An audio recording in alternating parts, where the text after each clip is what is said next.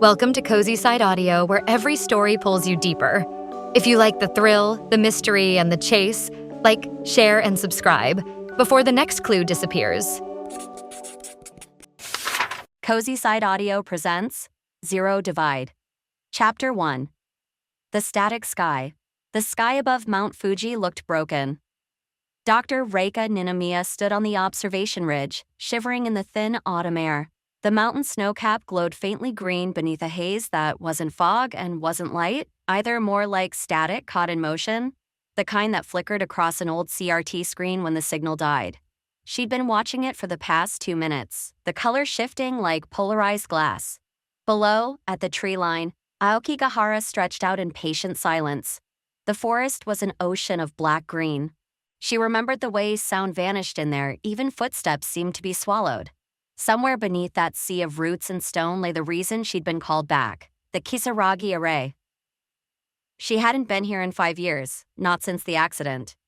Behind her, a diesel hum broke the stillness. A matte gray transport truck rolled to a stop on the gravel road, headlights cutting through the drifting mist.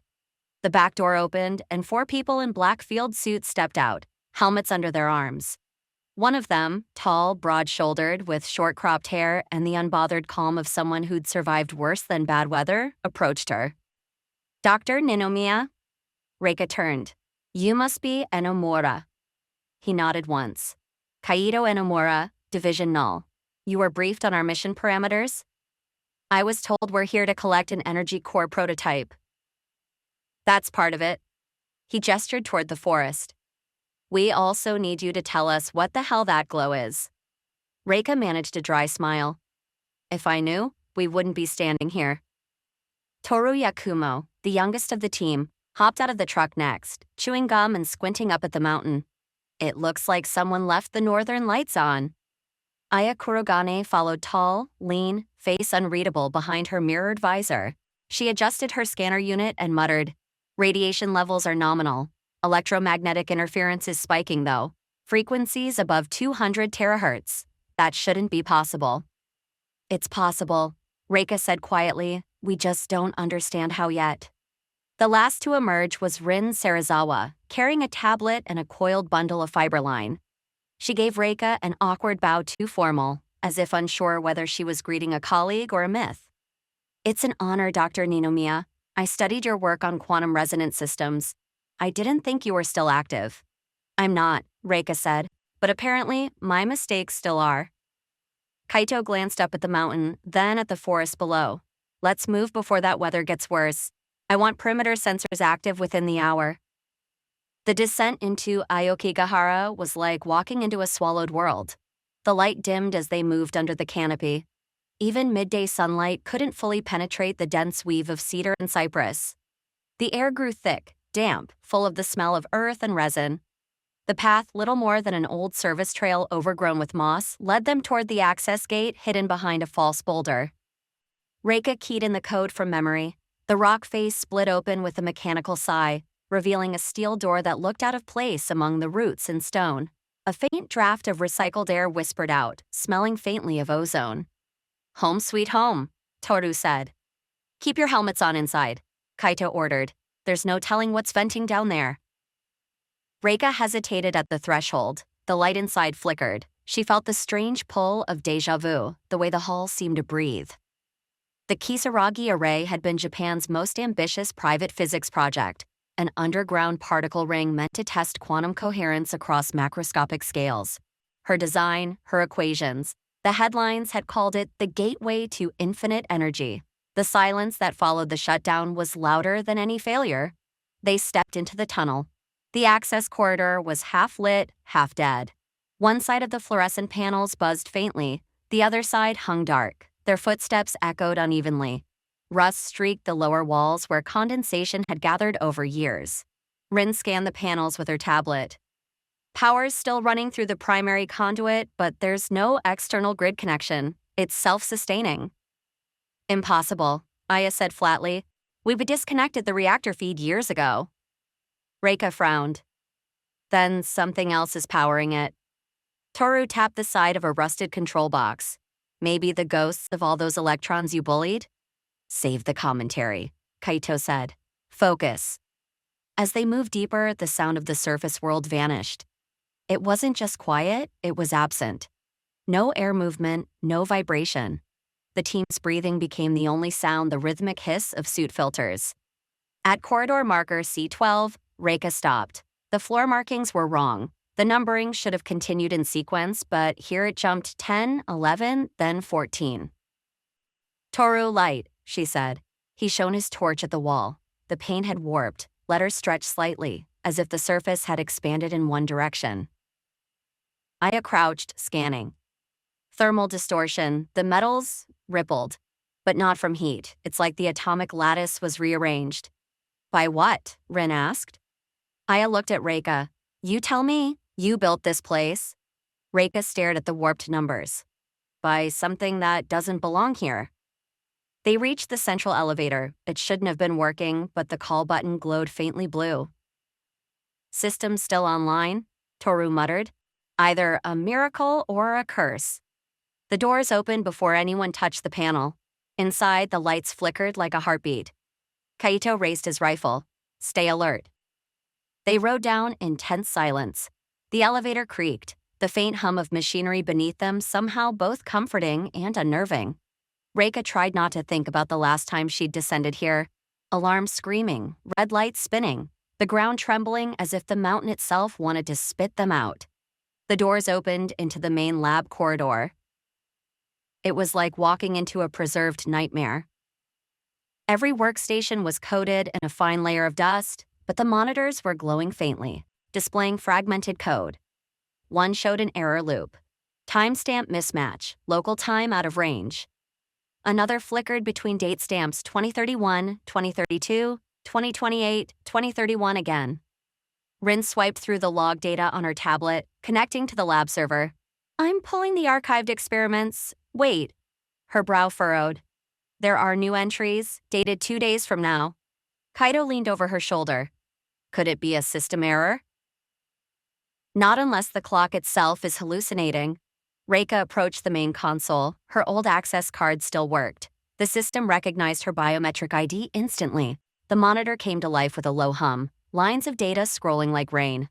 Experiment log 0926 operator, Dr. R. Ninomiya. Phase coherence achieved at 2.3 MHz. Energy stabilization incomplete, attempting containment resync. She read it twice. The timestamp read, September 4th, 2031, 22:19. Today was August 31st. Aya said what they were all thinking. Someone's been running your experiment. Not someone, Reika murmured. Something. They made their way toward the central ring tunnel.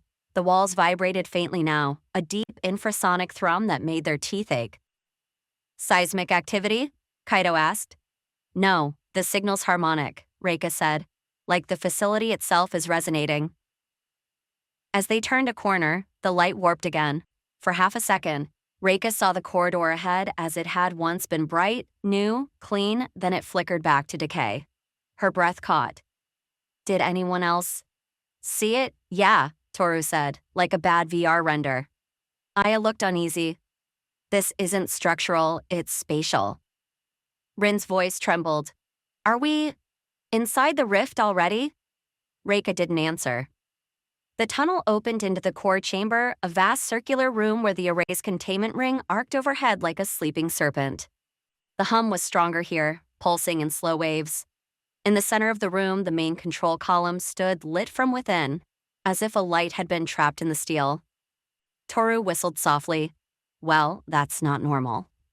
Reika approached the column. The light pulsed once, syncing perfectly with her heartbeat. She placed a gloved hand on the console. The screen flickered on. Welcome back, Dr. Ninomiya? Her throat tightened. That's not possible. This system's offline. The interface text shimmered. Containment breach in progress. Core synchronization required. Aya stepped forward. Don't touch anything yet. I'm not, Reika said, but her hand was already trembling. Look, Rin said suddenly. She pointed to the glass observation window at the far side of the chamber. Beyond it, suspended in midair above the containment pit, floated something like liquid metal, a sphere twisting around itself. Silver black, light bending as if it couldn't decide which way to travel. That's the resonance core? Kaito asked. Reika nodded. Or what's left of it. Toru took a cautious step forward. It's beautiful. The sphere pulsed, the lights dimmed, a low crack rolled through the air, not sound, but something deeper, felt through the bones. Then a pane of reinforced glass to their right fractured into perfect, dust-fine particles, and the particles just hovered. Frozen midair? Rin gasped. What the hell? They're suspended. Aya whispered. No gravity. Reika stared. The dust wasn't falling, it was orbiting, each particle drifting slowly around an invisible center. The hum deepened. Reika's tablet buzzed. A new message flashed across the console screen. Do not shut down the system. We are still inside. Silence. Even Toru stopped breathing for a second. What does that mean? Kaito demanded. Reika swallowed. It means this might not be our signal. Rin checked the network logs. It's not coming from any local process. It's being broadcast from inside the containment field. That's impossible, Aya said. Nothing could survive in there. Reika's pulse pounded in her ears. Then we're receiving it from somewhere else. Kaito's jaw tightened. Define somewhere else. Reika met his gaze. Another version of this place? Toru let out a shaky laugh. Parallel Earths, multiverses, you're serious? I built this facility to test quantum resonance, two systems occupying the same state across dimensional boundaries. But we didn't just measure it, we connected it. She turned back to the pulsing sphere. And something connected back. They established a temporary base in the lab's operations room. Power readings fluctuated wildly, flickering between peaks and voids. Every time the lights dimmed, Reika could swear the shadows shifted a half-second later than they should. Kaito kept the team tight, professional. His voice over the comms was steady even when the static hissed. Division null protocol, treat anomalies as radiation, no direct contact, no speculation without data. Toru muttered, data's bending over backward to die on us anyway. Aya ignored him, running spectral analysis on the core's output. The energy signatures non-classical, negative flux values. We're seeing energy that subtracts from reality. Negative energy, Rin asked. Something like that.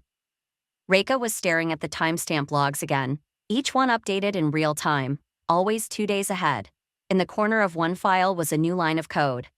Operator R.Ninomiya, initiating zero divide sequence. Her blood ran cold. That's my signature. Kaito leaned over her shoulder. You didn't type that? No. Then who did? Reika stared at the code. The cursor blinked like a heartbeat. System response, acknowledged. 2 hours later, the hum became a roar. The containment ring lit up like dawn. Instruments spiked off the scale. Power surge, Rin shouted. Containment field at 180% and climbing. Shut it down, Kaito ordered. Reika shook her head. If we cut power now, the resonance will invert. It could expand the breach. Then what's the alternative? She didn't answer. The sphere was pulsing faster, folding light around it like liquid mirrors. Toru staggered backward. The air's moving. The dust and debris around them had begun to swirl gently toward the core. Papers, fragments of glass, small tools all rising into slow orbit. Aya's voice was low, measured. We're at the event threshold. Rin whispered, what's on the other side? Reika looked at her, eyes reflecting the green shimmer of the sphere. Another Earth. The hum stopped. Just stopped. Everything hung suspended. The lights flickered once and died. For a moment, the entire facility was dark, silent, timeless. Then a faint blue glow ignited across the control panels. Connection established. Receiving transmission. Static filled the room's speakers, not radio static, but something like breathing, layered in feedback. Then a voice, distorted but unmistakable. Reika froze. It was her voice. If you're hearing this, you're already inside. When the lights returned, the sphere was gone. Only a faint distortion hung in the air like heat haze. Kaito holstered his weapon slowly. What the hell just happened? Reika stared at the empty space where the resonance had been. We didn't just reopen the breach, she said softly. We made contact. Contact with what? Her eyes reflected the flickering lights as she whispered, "Ourselves." Outside, above Mount Fuji, the green aurora deepened until the night sky shimmered like static. Chapter 2, The Resonance Log. The storm over Mount Fuji didn't look natural anymore. From the surface monitoring station, Reika watched lightning coil across the sky in slow spirals, not jagged forks, but looping arcs that seemed to hesitate, freeze, and reverse midair. The static haze was worse now, rippling green and violet like an oil slick across the clouds. Every flash illuminated the tree line below, where the forest moved as if it were breathing. She turned from the glass. Inside the command outpost, half the monitors showed telemetry from the Kisaragi array. The rest showed nothing but rolling interference. Data had stopped making sense hours ago. Timestamps desynced, sensor clocks ran in negative seconds, and recorded footage sometimes showed the team walking through a corridor they hadn't entered yet. Kaito stood beside her, leaning on the back of a chair, jaw tight. "Tokyo just cut our satellite feed," he said. "They want radio silence until we stabilize the site." "Meaning they want plausible deniability," Reika said. "Meaning," Kaito corrected, "they don't want this leaking onto social media as Mount Fuji UFOs again?" He glanced at her. "You think that's what this looks like to anyone watching from the outside?" She didn't answer. The sky flickered again, and for a fraction of a second she saw double horizons, the real skyline, and another, slightly offset, like two overlapping transparencies. When it faded, the afterimage remained in her vision. She blinked, and it was gone. Aya's voice crackled through comms. "Dr. Ninomiya, you should come down here. We've got something." Reika descended back into the facility, down the freight elevator that still hummed with a power source no one could explain. Toru and Rin met her at the core chamber entrance. Both looked pale, their suit visors fogged from inside. Rin held out her tablet. "This started happening 15 minutes ago." On screen, data graphs scrolled in erratic waves. Power readings oscillated between real and imaginary values, literally imaginary, with negative square roots. "It's like the equations are writing themselves in complex space," Rin said. "The system's solving problems that shouldn't exist." Reika frowned. "Where's the input data coming from?" "That's the thing," Toru said. "There isn't any. The sensors are offline, but the numbers keep updating like something's feeding it information." She took the tablet, scrolling through. The logs looked familiar, her own experiment structure, but extended far beyond her original design. Each line referenced new variables labeled RHO_ALT and PHI_MIR, while the file header read, "Experiment log 0930 operator Dr. R. Ninomiya status running, source, unknown instance." "Someone's mirroring our simulation," Reika said. Aya's voice came from the far end of the chamber. "Correction, something's mirroring us." They turned. Aya stood beside the observation window, her visor reflecting the faint shimmer where the resonance core had been. "I ran a frequency scan," she said. "We're getting an echo signal identical to our own, but inverted in phase, like a reflection across zero." "Zero what?" Toru asked. "Zero divide," Reika murmured. Aya looked at her. "That's what your old project title meant, wasn't it?" Reika hesitated. Zero divide was a theoretical limit, the point where a function collapses because its denominator reaches zero. In quantum field terms, it's where stability fails, a perfect mirror point between universes. Toru gave a weak grin. "So we're stuck in math hell?" "Worse," Aya said. "We're standing on the event horizon of two realities." Kaito arrived moments later, helmet clipped to his belt, frustration written across his face. "HQ wants hourly updates. I told them that's a joke when we're working with clocks that can't count seconds straight." Reika gestured toward the holographic map Rin had projected on the wall. "We've found an anomaly cluster expanding under the main chamber. Roughly spherical, 10 meters across. It's warping electromagnetic readings and possibly gravity. We think it's a subrift forming."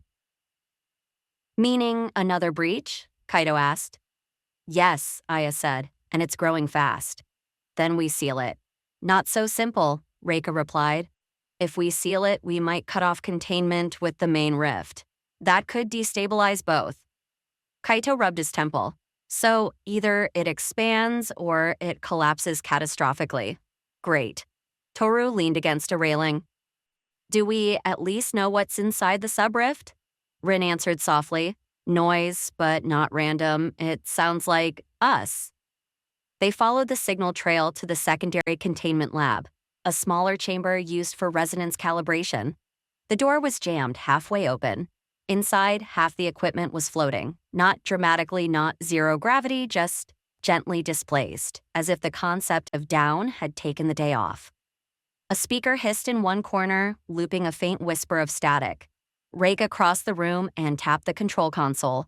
The audio playback file was titled /voice_log/alpha_copy. She played it. At first, it was just white noise. Then a voice cut through, distorted but unmistakable. Reika, if you hear this, the breach is already open. Do not initiate containment. It makes it worse. You have to... The message cut off mid-word, replaced by a low hum that seemed to resonate through the floor. Reika's hand trembled slightly. That's me? Kaito's voice dropped.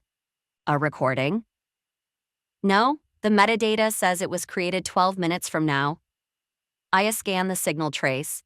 It's coming from inside the anomaly. Rin looked at Reika wide-eyed. So you're sending messages to yourself from the other side? Reika exhaled slowly. Or from another version of me who already failed. They set up portable analyzers around the subrift zone. The instruments pulsed faint blue, casting ghostlight across their suits. Aya knelt beside one of the devices, calling out readings. Local space curvature increasing. Gravity distortion 0.12 G. Toru's voice was shaky now. I'm feeling that. My stomach doesn't know which way's up. Reika stared into the center of the distortion. It wasn't visible, not exactly. More like the air itself was thicker there, light bending in slow waves. Tiny motes of dust hovered, drifting in loops rather than falling.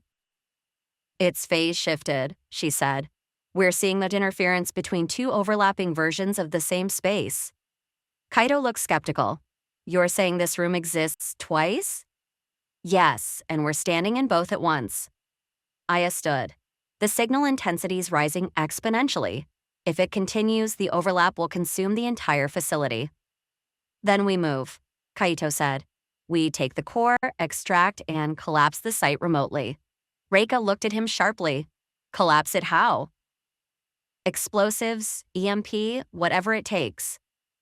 That could tear the rift open completely. And doing nothing keeps us alive how? He shot back. Their argument was interrupted by Toru shouting, Hey, what's that? They turned. At the center of the distortion, a faint shimmer coalesced a shape, vaguely humanoid, made of static and flickering light. It stood motionless as if watching them. Rin whispered, Is that a person? The shape moved, not toward them, just shifted, like an image changing resolution. For a moment, Reika thought she saw her own face in the haze. Then it was gone. Kaito ordered a tactical retreat. We regroup topside, now. But as they turned, the corridor behind them had changed. The layout wasn't the same doors missing. Lights rearranged. Rin's map flickered on a wrist display, showing two overlapping blueprints of the facility. This can't be right, she said. The geometry's drifting. Aya cursed under her breath. The space-time manifold's reconfiguring itself. It's treating our location like a variable. Meaning, Kaito barked. Meaning the building's rewriting its own shape. Toru pointed down the hallway. Then how do we get out? Reika stared at the map. One path blinked faintly, labeled Echo Vector. We follow the resonance trail. It's the only consistent coordinate we've got. They moved. The path led them through corridors that felt wrong angles too sharp, distances inconsistent. At one point, Reika realized they'd passed the same maintenance hatch 3 times, even though they'd been walking in a straight line. Aya tried using her quantum phase module, a wrist-mounted device that emitted a faint pulse of blue light. Phase shifting to recalibrate orientation. She pressed the trigger. The air shimmered around her like heat haze. For a second, Aya flickered here, then gone, then back again. Anything? Kaito asked. Coordinates realigned, north vector restored, but... She frowned. The compass needle's pointing up. Toru exhaled nervously. Cool, love that for us. When they finally emerged into a recognizable section, the old server corridor, everyone breathed easier. But that relief lasted about 30 seconds. The servers were still humming. Their status lights blinked in perfect synchrony, spelling out binary that Reika read automatically. Hello again. Then the entire system rebooted. The screens lit up with data from the other side: temperature readings, air pressure, personnel logs. All identical to their own except one line. Personnel 5 active, identities R Ninomiya K Inamura, A Kurogane T Yakumo R D Serizawa, location Kisaragi Array, status mission failure. Kaito swore under his breath. Is that supposed to be us? Reika whispered. It's not a status report, it's a forecast. They took a short rest break in the upper control room. The air recyclers whined. The lights flickered between white and faint blue. Rin made coffee with one of the emergency ration kits. Terrible, metallic, but grounding. Toru tried for humor. So, alternate Earths, haunted computers, ghost physics. This is fine, I'm fine. Kaito said nothing. He sat across from Reika, cleaning his sidearm, movements precise. What's the end game here, Doctor? I need something actionable, something that keeps my team breathing. She rubbed her eyes. The Zero Divide drive was designed to close dimensional overlap by synchronizing phase states, but it requires 2 resonance anchors, one on each side of the boundary. If we only have one, it might seal us in instead of closing the rift. And where's the second anchor? Reika hesitated. On the other Earth. So we go there. Aya looked up sharply. You're suggesting crossing into an unstable dimension? I'm suggesting we finish the job, Kaito said. Rin's voice was barely above a whisper. What if? We already did.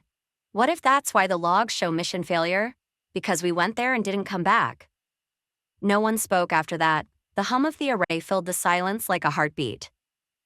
Hours passed. The team worked in shifts, running diagnostics, recalibrating sensors, trying to stabilize the rift perimeter. Every so often, the facility would stutter, walls shifting half a meter sideways, instruments flickering with impossible values. Reika kept rereading the voice log, her own voice, warning her not to initiate containment. Each time she played it, the ending changed the cutoff point slightly later, different words. You have to find the mirror signal. You have to remember the threshold. You have to run. Different each time. She stared at the waveform. The pattern wasn't random, it was recursive, folding back on itself like a fractal. She realized the voice wasn't just a message, it was an equation encoded in phonemes. The resonance itself was trying to communicate. Zero Divide? She whispered. It's not a drive, it's a dialogue. She called the team back to the core chamber. I think I know what's happening, she said. The rift isn't just connecting 2 universes, it's merging them. Every signal, every reflection we've seen, they're overlap points. Each time we observe or interact, we collapse one version and reinforce another. Aya frowned. You're describing quantum decoherence on a macroscopic scale.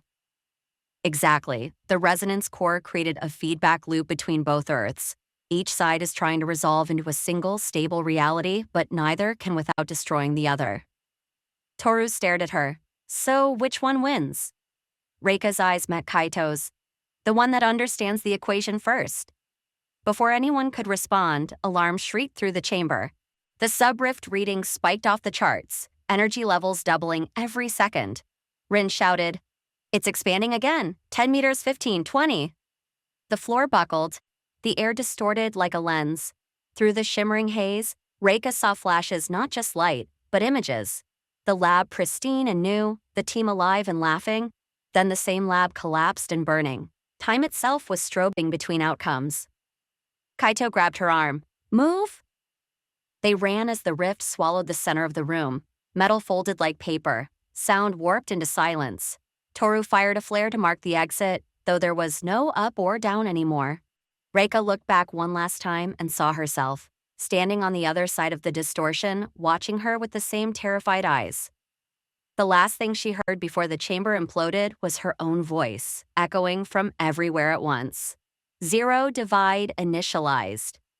Chapter 3 Division Null. Rain streaked across the observation glass of the command unit. refracting the emergency lights into ribbons of red and blue. Beyond the reinforced panels, Mount Fuji was only a dark silhouette against the horizon, a looming presence half swallowed by cloud. The forest below hissed with rainfall, the trees moving as if something larger than wind brushed past them. Inside, the air carried that faint ozone tang of charged circuits and human anxiety. Rows of portable servers blinked like watchful eyes, data streams running down holographic displays. Uniformed operators murmured updates in clipped tones, their voices flat through the distortion-fueled hum. Reika Ninomiya stood beside a tactical table where a 3D projection of the Kisaragi array flickered between normal and corrupted models. The distortion made it look like the facility was breathing, expanding, and contracting at the edges. She rubbed her temple, the gesture small but full of fatigue. Ground resonance peaked at 0.85 this morning, she said. That's almost double what the containment field was designed for. If the numbers hold, the rift's expanding at 20 meters per hour. Kaito Enomura leaned over the display, his tactical vest half unzipped. He was always calm, almost disarmingly so, the kind of composure that came not from courage, but from relentless compartmentalization. That gives us, 4 hours before it reaches the outer reactor chamber? Reika nodded. 3 if the curvature destabilizes. The structure isn't built to handle pressure from both sides of the equation. Toru Yakumo, hunched over a diagnostics console with a half-eaten protein bar between his teeth, made a low whistle. Pressure from both sides love when physics starts sounding like therapy. He wiped crumbs off his keyboard. But I get it. If that thing ruptures, we won't have a containment problem anymore. We'll just have 0 everything. Kaito gave him a warning look. Keep the jokes to a minimum until we're out. Toru grinned without looking up. Copy that, boss. Morale control engaged. Behind them, Aya Kurogane stood near the window, her arms folded. She hadn't spoken in 10 minutes. She was staring at the faint aurora forming above the mountain, a rippling halo of pale green light visible even through the rain. Her voice, when it came, was quiet but razor-edged. 3 hours to extinction-level resonance and we're still debating equations, she said. We should already be inside retrieving the drive. Reika turned toward her. We go in blind and the drive destabilizes mid-transfer, it'll make Chernobyl look like a sparkler. Aya's gaze flicked over. You built it, you tell us how stable it is. Reika's reply was steady, but thin. It's not stable. The room went still for a beat, only the servers clicked on, quiet and rhythmic like a heartbeat. Kaito finally broke the silence. Then we do what Division Null was built for. He tapped the display, controlled chaos. At his cue, the far wall hissed open to reveal the loading bay, a cavernous hangar lined with crates, drones, and 6 glossy black exosuits resting in suspension frames. Technicians scurried between them, tightening joints, checking oxygen seals, feeding power from cable coils. The quantum suits. Each one shimmered faintly as it powered up, bending light like heat haze. Thin veins of blue-white energy crawled across the plating, not armor in the traditional sense, but a flexible mesh interwoven with superconductive latticework. The suit could momentarily desynchronize the wearer from physical constants, density, momentum, even temporal flow. For a few seconds, a human could slip between the rules. Reika stepped closer, eyes tracing the contours of the central core, a circular chess piece with a rotating gyroscopic ring. Still using the QD2 models? She asked softly. Kaito nodded. Modified with local field regulators, we can phase through solid barriers for about 5 seconds at a time, but it eats power fast. And the chronosuppression module? Limited. You can stretch local time by a factor of 3 for roughly 8 seconds before the phase stability degrades. After that, the suit starts cooking the operator's nervous system. Toru looked up. So, time travel, but with extra seizures? Got it. Aya didn't smile. She was already suiting up, her movements efficient and wordless. The technicians checked her seals while she stared straight ahead, jaw tight. Rin Sarazawa appeared from the side corridor carrying a stack of sealed memory cartridges. She looked slightly out of place among the Black Ops crowd, younger, slighter, her expression earnest in a way that hadn't yet been trained out of her. These are the linguistics filters and telemetry decoders you requested, she said to Kaito. If the rift's data distortions are recursive, I can try to stabilize the communications feed. Toru took one of the cartridges and squinted at it. You realize these things melt at 200 Kelvin, right? Hope your algorithms can handle fire? Rin met his sarcasm with a level stare. I wrote the language models for Nervous's optical AIs. They handled Martian static data for 8 months without a single checksum error. Toru raised a brow, half impressed. Okay, you can sit with us at lunch. Kaito clapped his hands once, pulling attention back. All right, listen up. This is a zero visibility op.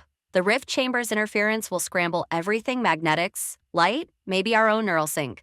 Division null protocols apply. No assumptions, no improvisation unless absolutely necessary.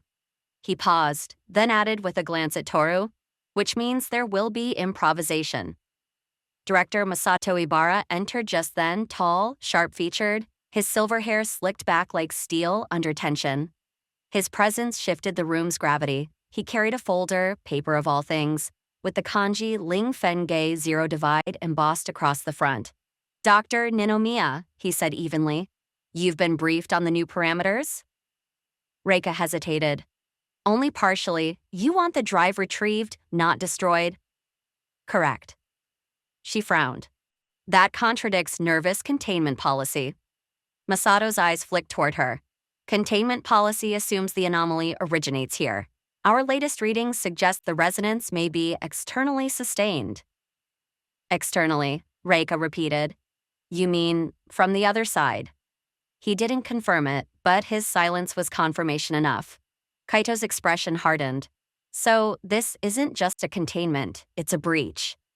Masato nodded. And it's widening. If we don't retrieve the drive before the threshold reaches 1.0 resonance, we lose any hope of stabilizing the field. Your team will deploy in 30 minutes. Rin swallowed. And if we can't stabilize it? Masato closed the folder. Then you make sure no one ever opens it again. He left the room without another word. Toru exhaled. Guy really knows how to sell morale. Kaito started checking his weapon harness. Not that bullets would mean much where they were going. Pack redundancy sensors, EM seals, and triple coolant. If the suits spike, vent early. I don't want anyone cooking inside those things. Aya's voice cut through from across the room. Maybe you should also pack a conscience. Kaito paused, glanced over. You want to make that point now? You were part of the first containment task force, she said. The one that lost 17 operators at the Sendai Array. You think I don't remember?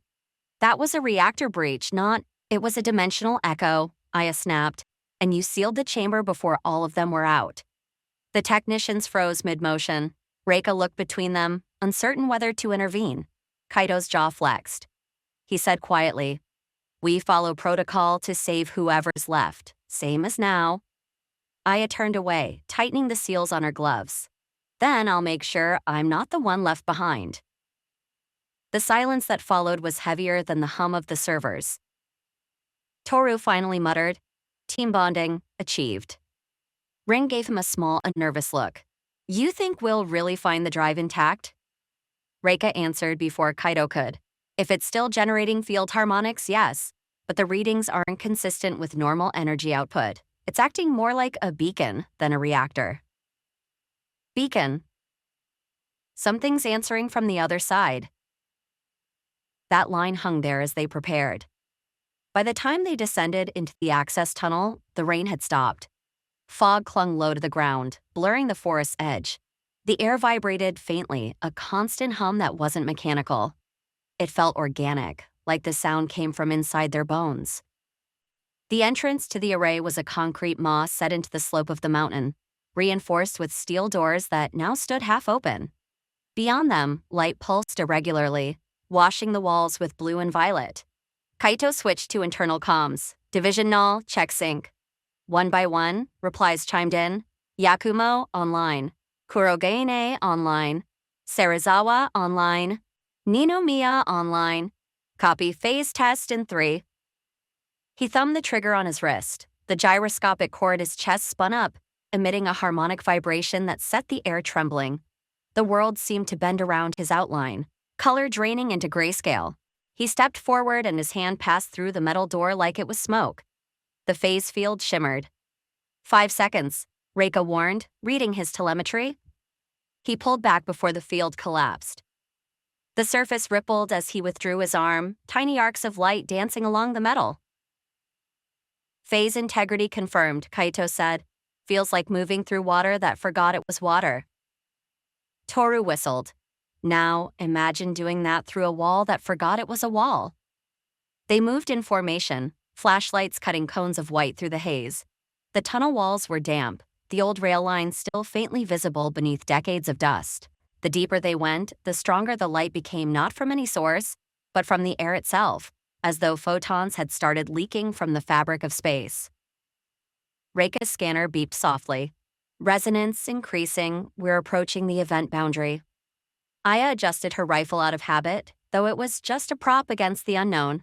Remind me again why we're walking into a physics meltdown instead of calling an airstrike? Because, Reika said, eyes fixed ahead, airstrikes don't work on what isn't entirely here. Ahead, the tunnel widened into the main rift chamber. The air-distorted heat shimmer mixed with refraction halos, like the world had been turned into liquid glass. Floating particles of dust hung motionless, frozen mid-fall. Visual confirmation, Kaito said, lowering his visor. The breach is active. Reika stepped forward, gaze drawn to the heart of it. The rift was no longer a clean oval of light like she remembered. It had texture now, colorless yet alive, shimmering like oil under a strobe light, flexing as if it breathed. Every second, it emitted a low pulse that made their teeth ache. Toru whispered, "That's not science, that's art made by a god with a migraine?" Aya's face was unreadable. "And you built it, Dr. Ninomiya?" Reika didn't deny it. "I built a doorway, something else decided to walk through." Kaito glanced at her, "Then let's go knock." He motioned to the team. One by one, they activated their suits, energy veins igniting in synchronized rhythm. The hum rose in pitch until it became a single, unbroken tone. They stepped into the light. Chapter 4 Event Horizon. The blackout hit before dawn. It wasn't one of the scheduled 7-minute bursts those everyone had learned to live by, to structure their lives around the exact tick of the clocks. This one arrived early, wrong, jagged. Power grids flickered like dying fireflies. The hum of the city fell into a heartbeat silence, then fractured into chaos. In the eastern quarter, alarms shrieked out of sync. Neon signs blinked furiously, some trapped in endless strobing loops. Somewhere, an elevator froze mid-ascent and someone began screaming into the dark. In the command tower of the Central Intelligence Bureau, Agent Rhea Sloan looked up from her console, her coffee still steaming beside her keyboard, and saw the data streams vanish in a single clean sweep like an erasure, not an outage. Her hand hovered above the failsafe dial. "Confirm blackout sequence," she said. The voice of the system AI stuttered and died. No confirmation, only silence. Then, faintly, a line of static crawled across the main screen. It wasn't just noise, there was rhythm in it, almost language. The analysts around her were already scrambling, replugging terminals, rebooting link nodes, muttering curses. "Get me visual on all sectors," she ordered. "Impossible, ma'am. The grid's not just down, it's reversed." "Reversed how?" "Signal feedback. It's feeding into the blackout, as if someone's hijacked the void itself." Rhea's pulse quickened. That phrase, feeding the void, had only ever appeared once in their archives. A buried file from the first recorded flare. She didn't want to believe it was resurfacing now, not after everything the Dayrunners had done to weaponize those 7 minutes of global blindness. But somewhere deep inside, she knew. They weren't just stealing time anymore. They were rewriting it. Half a continent away, under the fractured dome of an abandoned observatory, Eli Cross felt the world skip. His wristband glitched once, twice, then burned out entirely. He stood up from the workbench where the remnants of a solar calibrator lay half dissected, his fingers still stained with conductive ink. A low vibration trembled through the air, not sound, not heat, something stranger. The resonance he'd been tracking for months had finally changed frequency. "Rhea," he muttered instinctively, though no comms would carry his voice now. He looked up through the cracked skylight. The stars above were gone, replaced by a faintly luminous lattice, as if a second sky, metallic and cold, had slipped over the real one. The flare wasn't due for another 6 hours. Whatever this was, it had jumped the schedule. And someone had made it happen. He grabbed his coat, slung the satchel of instruments over his shoulder, and ran for the transport shaft. The air tasted like ozone and burnt copper. His neural implant buzzed with dormant code fragments of the resonance log, still trying to recompile from the last flare's data. If he could stabilize the harmonics, maybe he could pinpoint where the new inversion started. But he already suspected. It wasn't an accident, it was a signal. The blackout lasted 12 minutes. By the time the lights returned, most systems across the continent were desynced by several seconds in eternity for the automated systems running defense grids, climate regulators, and orbital mirrors. When the CIB consoles flickered back to life, Ria was already barking orders to reestablish synchronization. Streams of corrupted data flooded the servers. Among them, something she didn't recognize, a block of code shaped like a heartbeat. "What the hell is that?" one analyst gasped. Ria leaned closer. "Run a hash trace." "Already tried its looping. The checksum resets every second." "It's alive," someone whispered. No one laughed. The code pulsed again. This time the speakers crackled faintly, a voice within the static. "You are standing at the horizon." The room froze. The voice was distorted, genderless, carrying a strange calm that chilled her more than any scream could have. "The light will not wait, neither should you." Then it was gone. The monitors went black again, not dark, but blank, as if reality itself had paused to breathe. Eli arrived at the edge of the quarantine perimeter half an hour later. The city was still crawling with jittery drones and flashing emergency vehicles.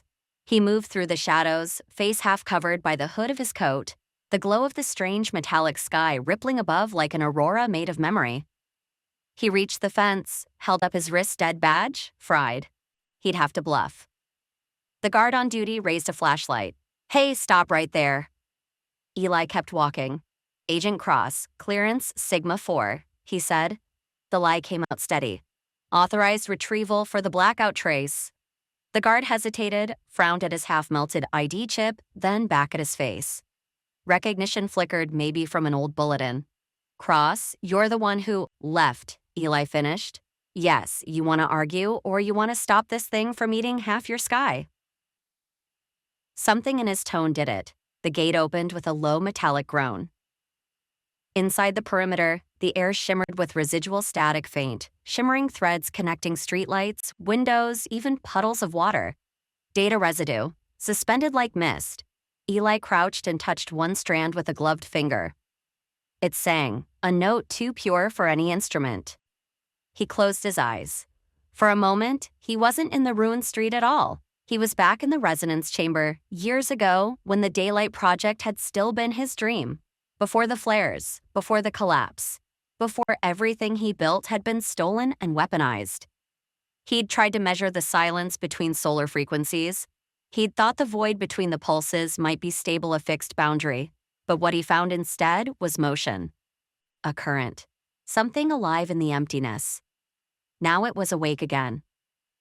At the CIB command center, Ria stood alone in the observation bay as dawn bled across the skyline.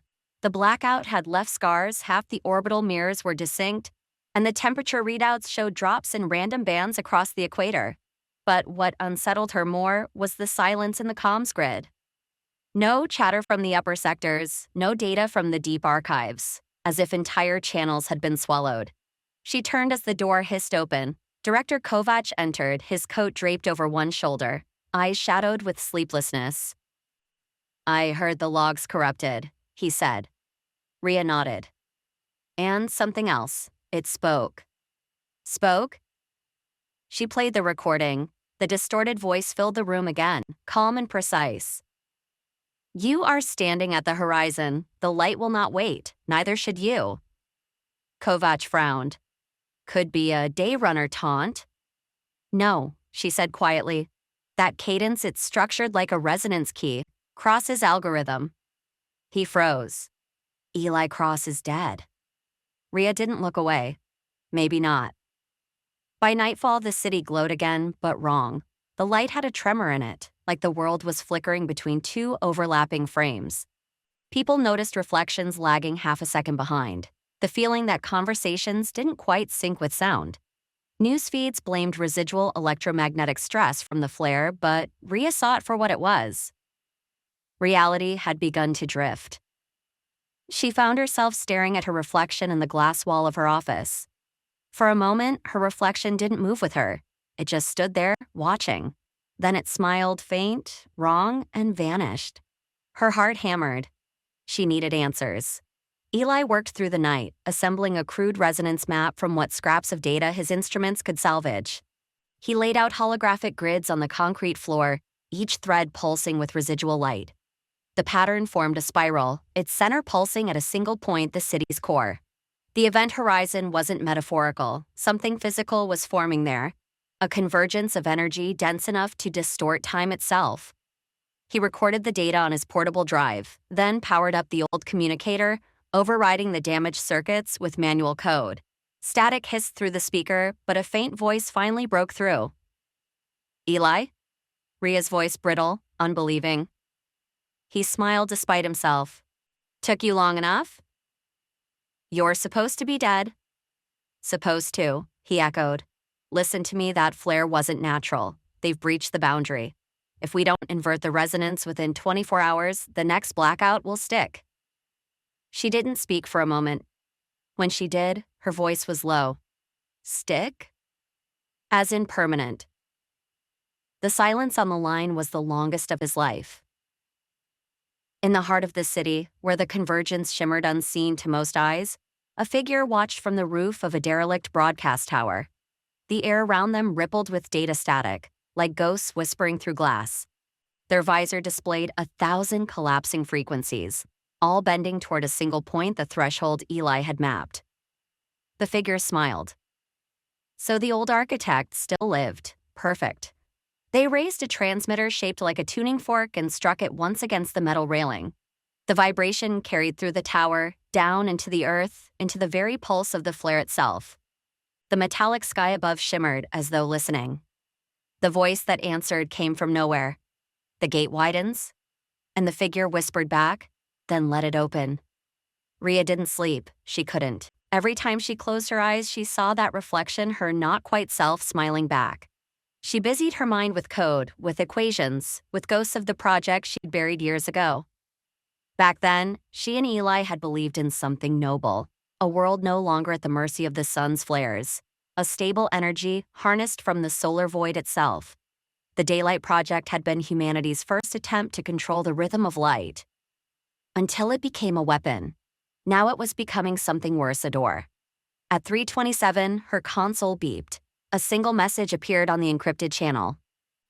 From unknown node. Subject, the sky remembers. Attachment.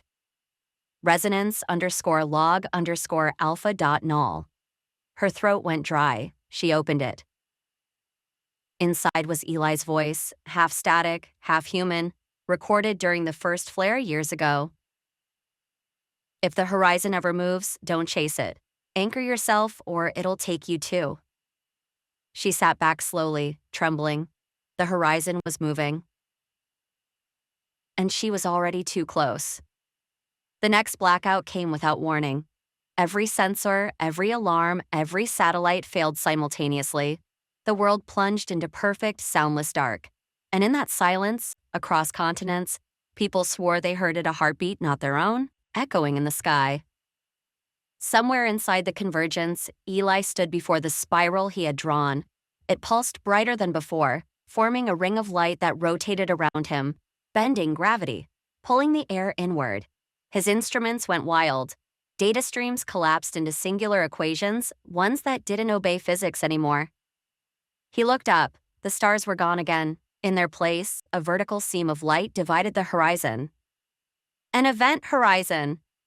He raised his hand toward it and felt something pull back. For an instant, the world inverted. The city turned inside out, every atom reversing its spin. He saw glimpses of himself at different ages, child, man, broken reflection, all standing in the same place. He screamed, but there was no sound. only that calm voice inside his skull, whispering the same words as before. You are standing at the horizon. The light will not wait. Neither should you. The seam widened, light spilling like liquid gold across the ruins. Eli's feet left the ground. At CIB command, Rhea saw the readings spike into impossible values. Gravity distortion, temporal shear. Then her console exploded in sparks, throwing her backward. Through the shattered window, she saw the skyline bending upward, a column of light tearing open in the distance. Her earpiece crackled one last time. Rhea, Eli's voice, faint, hollow. If I don't make it? She shouted into the comm. Don't you dare. Tell them, it's not the sun we should fear. Eli. Static swallowed the rest. Then the light went out. When it returned, the world was wrong. Not ruined, rearranged. Streets curved differently. The skyline leaned. Reflections no longer matched the buildings above them. The air carried faint whispers like overlapping realities bleeding together. And in the center of it all, at ground zero, stood a circle of crystallized glass smooth as a mirror, still humming with a heartbeat that wasn't human. Rhea approached it days later, her coat fluttering in the cold wind. Her shadow warped across the glass, stretching and curving until it split in two. One version of her looked back and smiled. Welcome to the other side, it whispered. And for the first time, she realized what Eli had built. Not a weapon, not salvation. A mirror. One that didn't just reflect light, but reality itself. Chapter 5. The second Kisaragi. The rain had stopped hours ago, but the mist still clung to the ruins like breath on glass. Kaito's visor pinged faintly as the team moved across the cracked tarmac, their boots splashing in the oily puddles that reflected a gray or inverted Mount Fuji overhead. The mountain shimmered upside down in the black mirror ocean, the reflection more solid than the world above it. The Kisaragi array loomed ahead. Or rather, a Kisaragi array. Its outline was the same, the dish towers, the segmented dome, the auxiliary power wings, but every edge sagged slightly, like a structure drawn from memory. The metal looked decades older, eaten by rust and strange iridescent growths that pulsed faintly in the fog. The entrance door hung open on one hinge, creaking every few seconds as if sighing. Rin's breath crackled through comms. According to the map overlay, this is the exact same location. Latitude, longitude, everything matches. Not possible, Aya muttered. We dropped through less than 20 meters of spatial variance. This level of decay, it looks like it's been abandoned for years.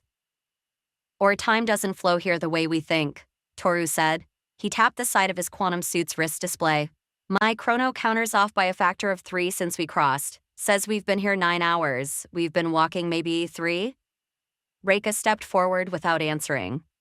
The wind played with her hair as she stared up at the corroded sign over the entry bay. Kisaragi Array Restricted Zone. The paint was peeling, the letters warped, but something caught her attention. Beneath the faded stencil, another set of characters had been hand-scratched into the metal with some sharp instrument. Do not trust your memories. Her pulse stuttered. That handwriting, the small loop in the O, the slight upward tilt, it was hers. Aya noticed her freeze. What is it? Reika brushed at the text, but the flakes of corrosion only spread it further. Nothing, just déjà vu. Kaito lifted his rifle and motioned toward the door. We're not here to admire graffiti. Standard sweep pattern. Aya on sensors. Toru, link comm repeaters. We might lose signal inside. Rin, stay close to me. They entered. The air inside smelled like wet metal and ozone. The corridors were the same ones Reika had once walked 100 times. But the hum of the generators was gone. Dust floated in the flashlight beams like ash. Where the floor tiles had cracked, small fern-like growths of luminescent matter glowed faintly blue, some kind of biological residue feeding off residual energy. Jesus, Toru murmured. This place is a museum. How long's it been since anyone set foot in here? Not long enough, Aya said, crouching to examine a console. Power indicators are still flickering. There's juice somewhere. Rin crouched near a wall panel, running her gloved fingers over a tangle of writing. These aren't system notes. They're warnings. Look, containment breach, not external. Z field unstable. Echo detected in perimeter sensors. And this, she pointed to a final line etched deep into the wall's paint. It's Reika's name, signed. Reika's chest tightened. She didn't remember writing it. She couldn't have written it. Could this be a projection? Kaito asked, scanning the corridor. Like the rift copied your lab? Your notes? No, Reika interrupted quietly. Not a projection, a repetition. Aya frowned. Meaning?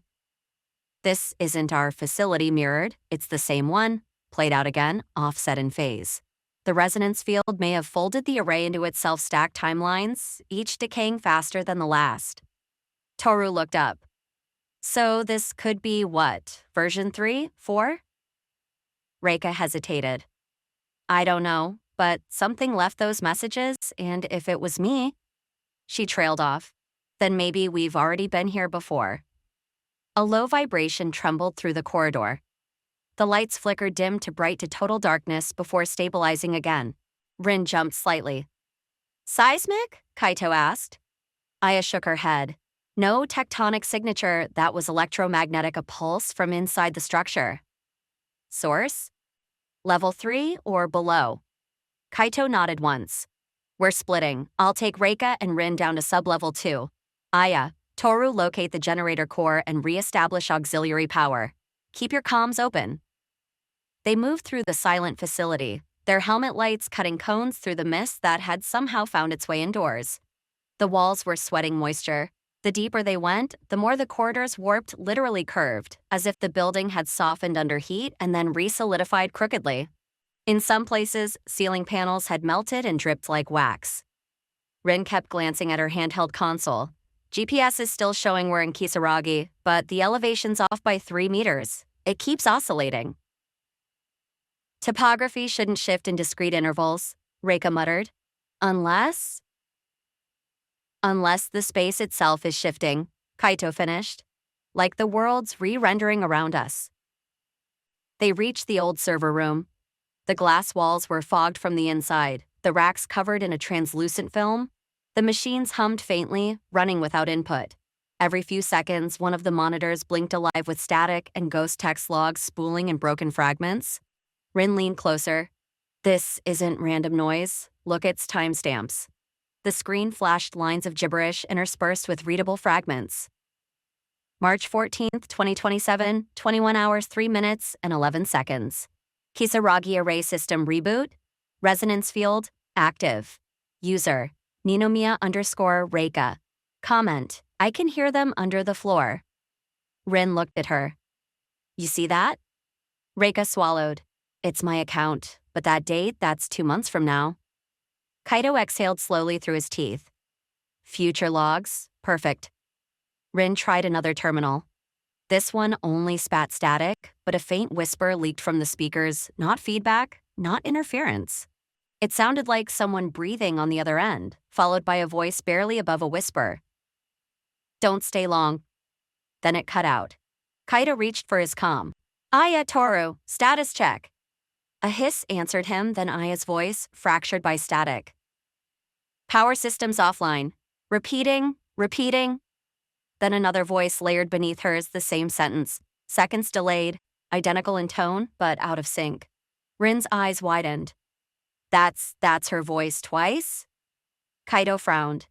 You're picking up echoes on the band? No, Reika said softly. They're not echoes. They're future transmissions delayed by the phase variance.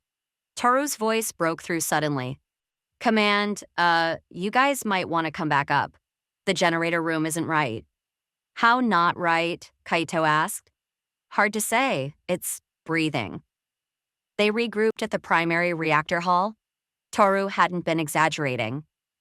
The chamber's walls expanded and contracted rhythmically, as though the metal itself were inhaling. The air shimmered with heat distortion. Power conduits twitched faintly like veins beneath translucent skin. Aya stood near the main switchboard, her expression tight. It's not biological. The alloys are phase-alive, trapped mid-transition between energy states. The rift's effect on quantum binding is destabilizing atomic cohesion. English, please, Toru said. She means the walls forgot they're supposed to be solid. Kaito translated grimly. Aya ignored the jab. I can route temporary power to central control, but this system's going to collapse in minutes. Do it, Kaito said. We need light and internal mapping. Aya worked quickly, her gloved hands darting across the console. Sparks jumped. The entire room groaned, then a faint hum filled the air. Lights flickered to life across the facility map display. Most sections blinked red, but one cluster pulsed faint green. Containment Wing Sublevel 5. There, Reika said. That's where the Zero Divide drive was kept. Aya frowned. Sublevel 5 isn't supposed to exist. The array only had 4 underground levels. Not this version, Reika said quietly. The team moved down the central elevator shaft on manual descent, since power was erratic. The lift cables hung like vines, dripping condensation. Halfway down, the shaft widened into a hollow cavity, and beyond the metal plating, faint shapes flickered. They looked like people moving through corridors that weren't there. Rin gasped softly.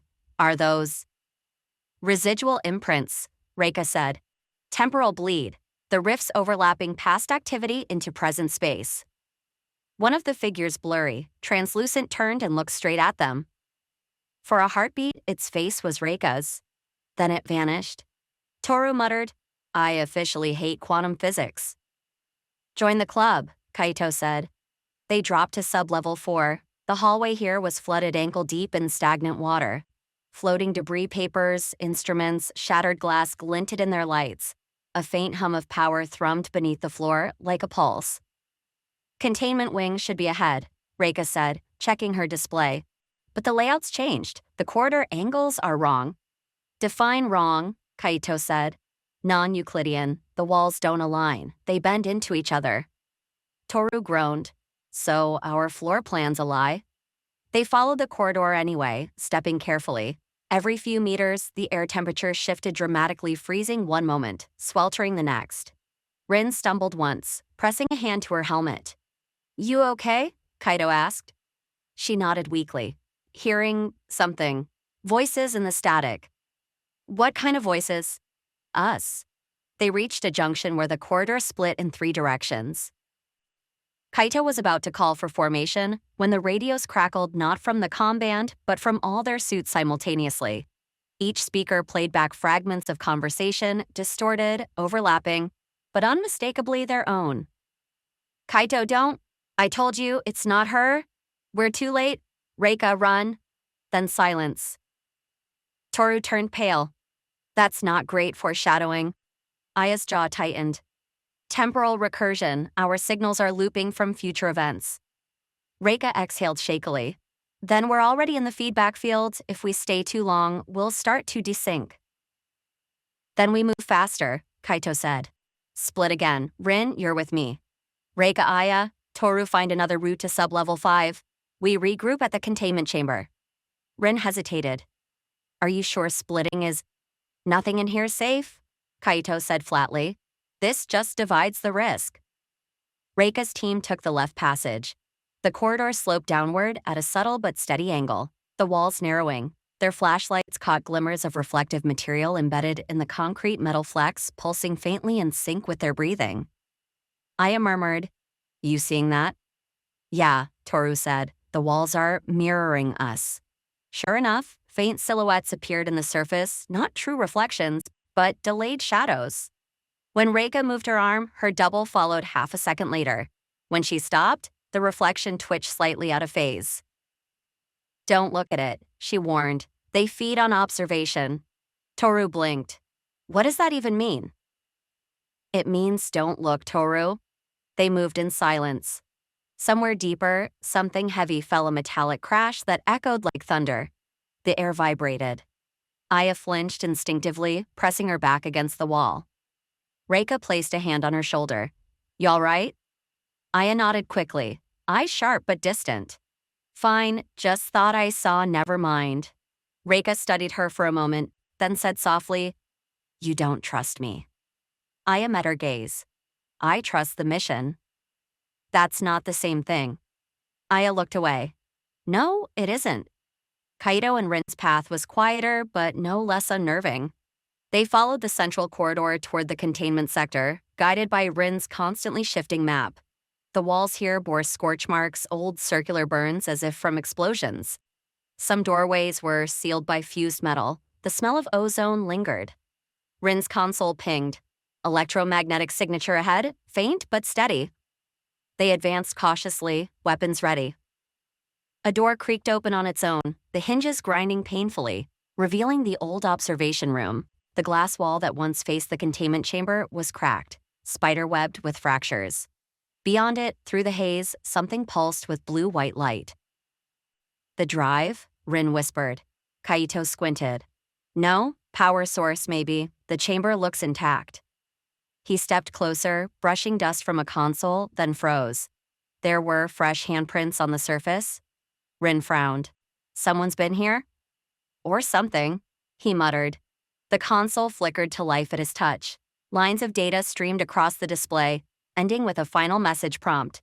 User login, Ninomiya_Reika. Status, containment lock active. Message, do not trust her. Rin whispered, her who? Kaito didn't answer. Reika's team emerged into a vast cylindrical chamber, an unfinished section of the facility. The ceiling was open to a void that shimmered with faint auroras. The floor had collapsed in sections, exposing what looked like a second identical chamber beneath, like two copies spliced together imperfectly. Toru stared down. Okay, either I'm seeing double or space here's on a discount sale. Reika knelt, examining the exposed conduit lines. They ran in loops overlapping circuits, feeding back into themselves. The rift must have mirrored the infrastructure, two facilities occupying the same coordinates. Which one's real? Aya asked. Reika gave a thin smile. At this point, that might be a meaningless question. Hours or minutes later, the team reunited at the containment chamber doors. Their visors flickered intermittently, showing mismatched timestamps. The air was thick with interference. Kaito's voice came through, faint but steady. We found logs. Someone's still activating systems down here. Looks like you. Reika stared at him. Me? Yeah, or another version of you. Toru gave a nervous laugh. Great, two Reikas. That's not confusing at all. Aya ignored him. We should proceed before the temporal overlap increases. Kaito nodded. On your mark, Doctor. Reika placed her palm against the access panel. It lit up immediately, recognizing her biometric signature. The massive doors groaned and began to part. A rush of cold air swept over them. Beyond lay the containment core, a cavernous chamber lit by the eerie glow of suspended dust. Machinery hung in fragments, hovering inches off the ground, frozen mid-motion.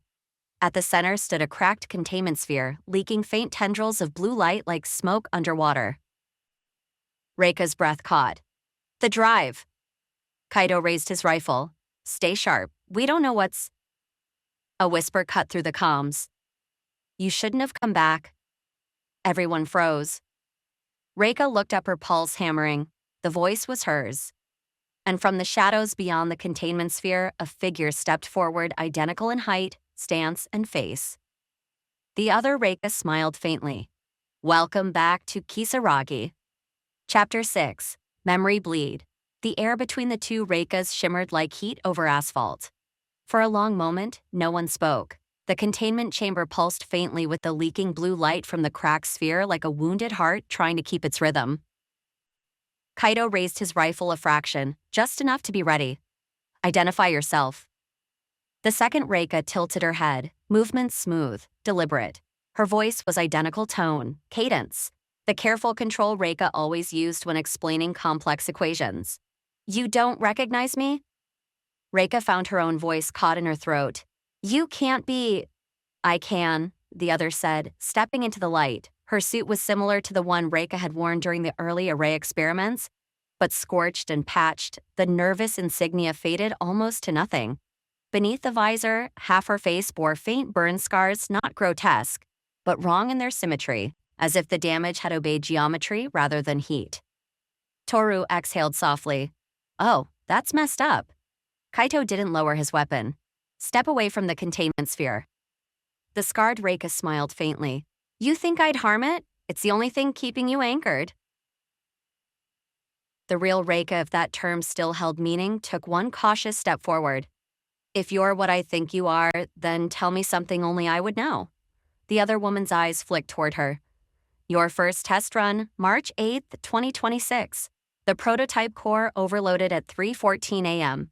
You shut it down by reversing the phase controller manually because you didn't trust the software. Ibarra told you that you just saved the country from another Fukushima? Reika froze. That memory wasn't in any file. Aya spoke flatly. We can confirm identity later. For now, the other Reika cut her off. No, you don't have time. The bleed's accelerating. Bleed? Rin asked. You've felt it already. The lapses, the repetition. Soon you won't remember which version of yourself started walking these halls. Kaito's jaw tightened. You expect us to believe that? I expect you to notice it. She gestured toward the far wall. You've walked past that console 3 times already? Toru frowned. No, He turned. The corridor leading out of the chamber had curved back in on itself, looping perfectly. Aw, hell. Rin whispered. That's not possible. The other Reika's voice softened. You should go. The longer you stay, the more your minds will synchronize with the noise. Reika stepped forward. Wait, if you know what's happening, you can help us close the rift. The woman smiled again, but this time there was something pained in it. I tried that once. And before anyone could stop her, she reached out, brushed her fingers across the containment sphere and vanished. No flare, no sound, just gone, leaving a faint afterimage in the blue glow. For several seconds, no one moved. Finally, Toru muttered, Okay, that wasn't terrifying at all. Rin's voice trembled slightly. Was she real or just an echo? Reika's eyes stayed on the spot where the other had stood. Both, maybe neither. Aya turned to Kaito. We should pull back. Cognitive contamination is a documented risk in unstable fields. Kaito hesitated, then nodded. Agreed. We regroup topside, reevaluate. They moved quickly through the warped corridors, retracing their steps or trying to. Every hallway seemed subtly changed. Signs written in English and Japanese reversed themselves mid-sentence. Door labels blurred like heat mirages. Halfway to the elevator shaft, Rin stopped. Wait, this isn't right. What now? Toru asked. The mission notes. She lifted her wrist pad, scrolling. I just checked them. The log entries, they're different. Kaito frowned. Different how? They're changing, while I read them. She turned the screen for them to see. The words were indeed shifting, rearranging themselves letter by letter. Objective, recover zero divide drive. Status in progress. Lead, Ninomiya, R. Notes, team entry authorized by. The text blinked, then replaced itself. Notes, team entry authorized by Ninomiya, R. Authorized again, authorized again, authorized again. Rin's voice cracked. It's looping. Aya snatched the device. Could be electromagnetic interference. No, Reika said. It's memory corruption. The rift's affecting data the same way it affects thought. Toru rubbed at his temple. Fantastic. So now even our notes are gaslighting us? By the time they reached the main concourse, Aya was the first to falter. She stopped mid-stride, staring blankly down a corridor that led nowhere. Aya? Kaito asked. She blinked rapidly, confusion creeping into her features. What are we doing here? Reika frowned. You mean in the array? No. Aya's voice was small, childlike. Here, this hallway, I was just in the containment chamber then. You were, Rin said carefully. That was 10 minutes ago. Aya shook her head. No, it wasn't. I haven't moved. Her breathing quickened. Someone told me to check the monitors. Who was it? No one answered. Kaito started to speak, but she cut him off sharply. Who ordered me to check them? Reika stepped forward slowly. I did. Aya stared at her. No, you weren't there. It was... She turned toward Kaito. It was you. Kaito frowned. I didn't say anything. Her expression fractured confusion, then anger, then fear. Stop lying to me. Enough, Reika said firmly. That's the bleed. It's affecting short-term recall. Aya pressed both hands to her helmet. It feels like someone else's memories are running through mine. Focus, Kaito said evenly. Anchor to something constant. Your name, your field. Recite it. She hesitated. Aya Kurogane, biophysicist, nervous division null? Good, Kaito said. Hold on to that. But even as she said it, a flicker passed across her face like she wasn't entirely convinced. They found temporary shelter in the old command observation room. The windows were fogged, but the faint glow from outside gave enough light to see one another's faces through their visors. Toru set up a portable relay node to stabilize comms. Signal's crap, but at least we'll hear ourselves scream if something shows up.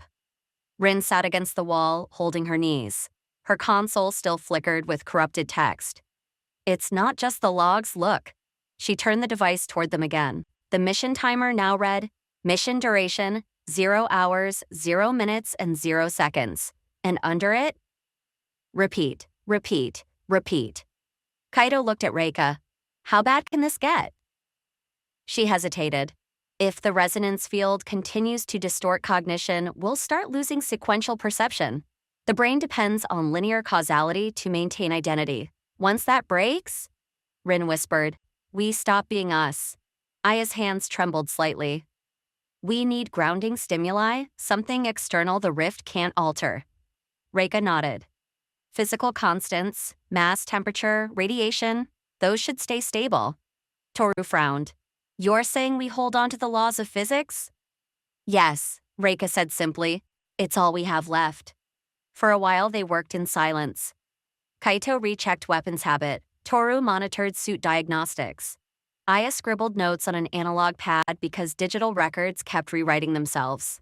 Reika stood by the glass, watching the faint shimmer of blue light in the distance. That glow, it looked almost beautiful, like the first time she saw it 2 years ago, the day everything began. Flashback.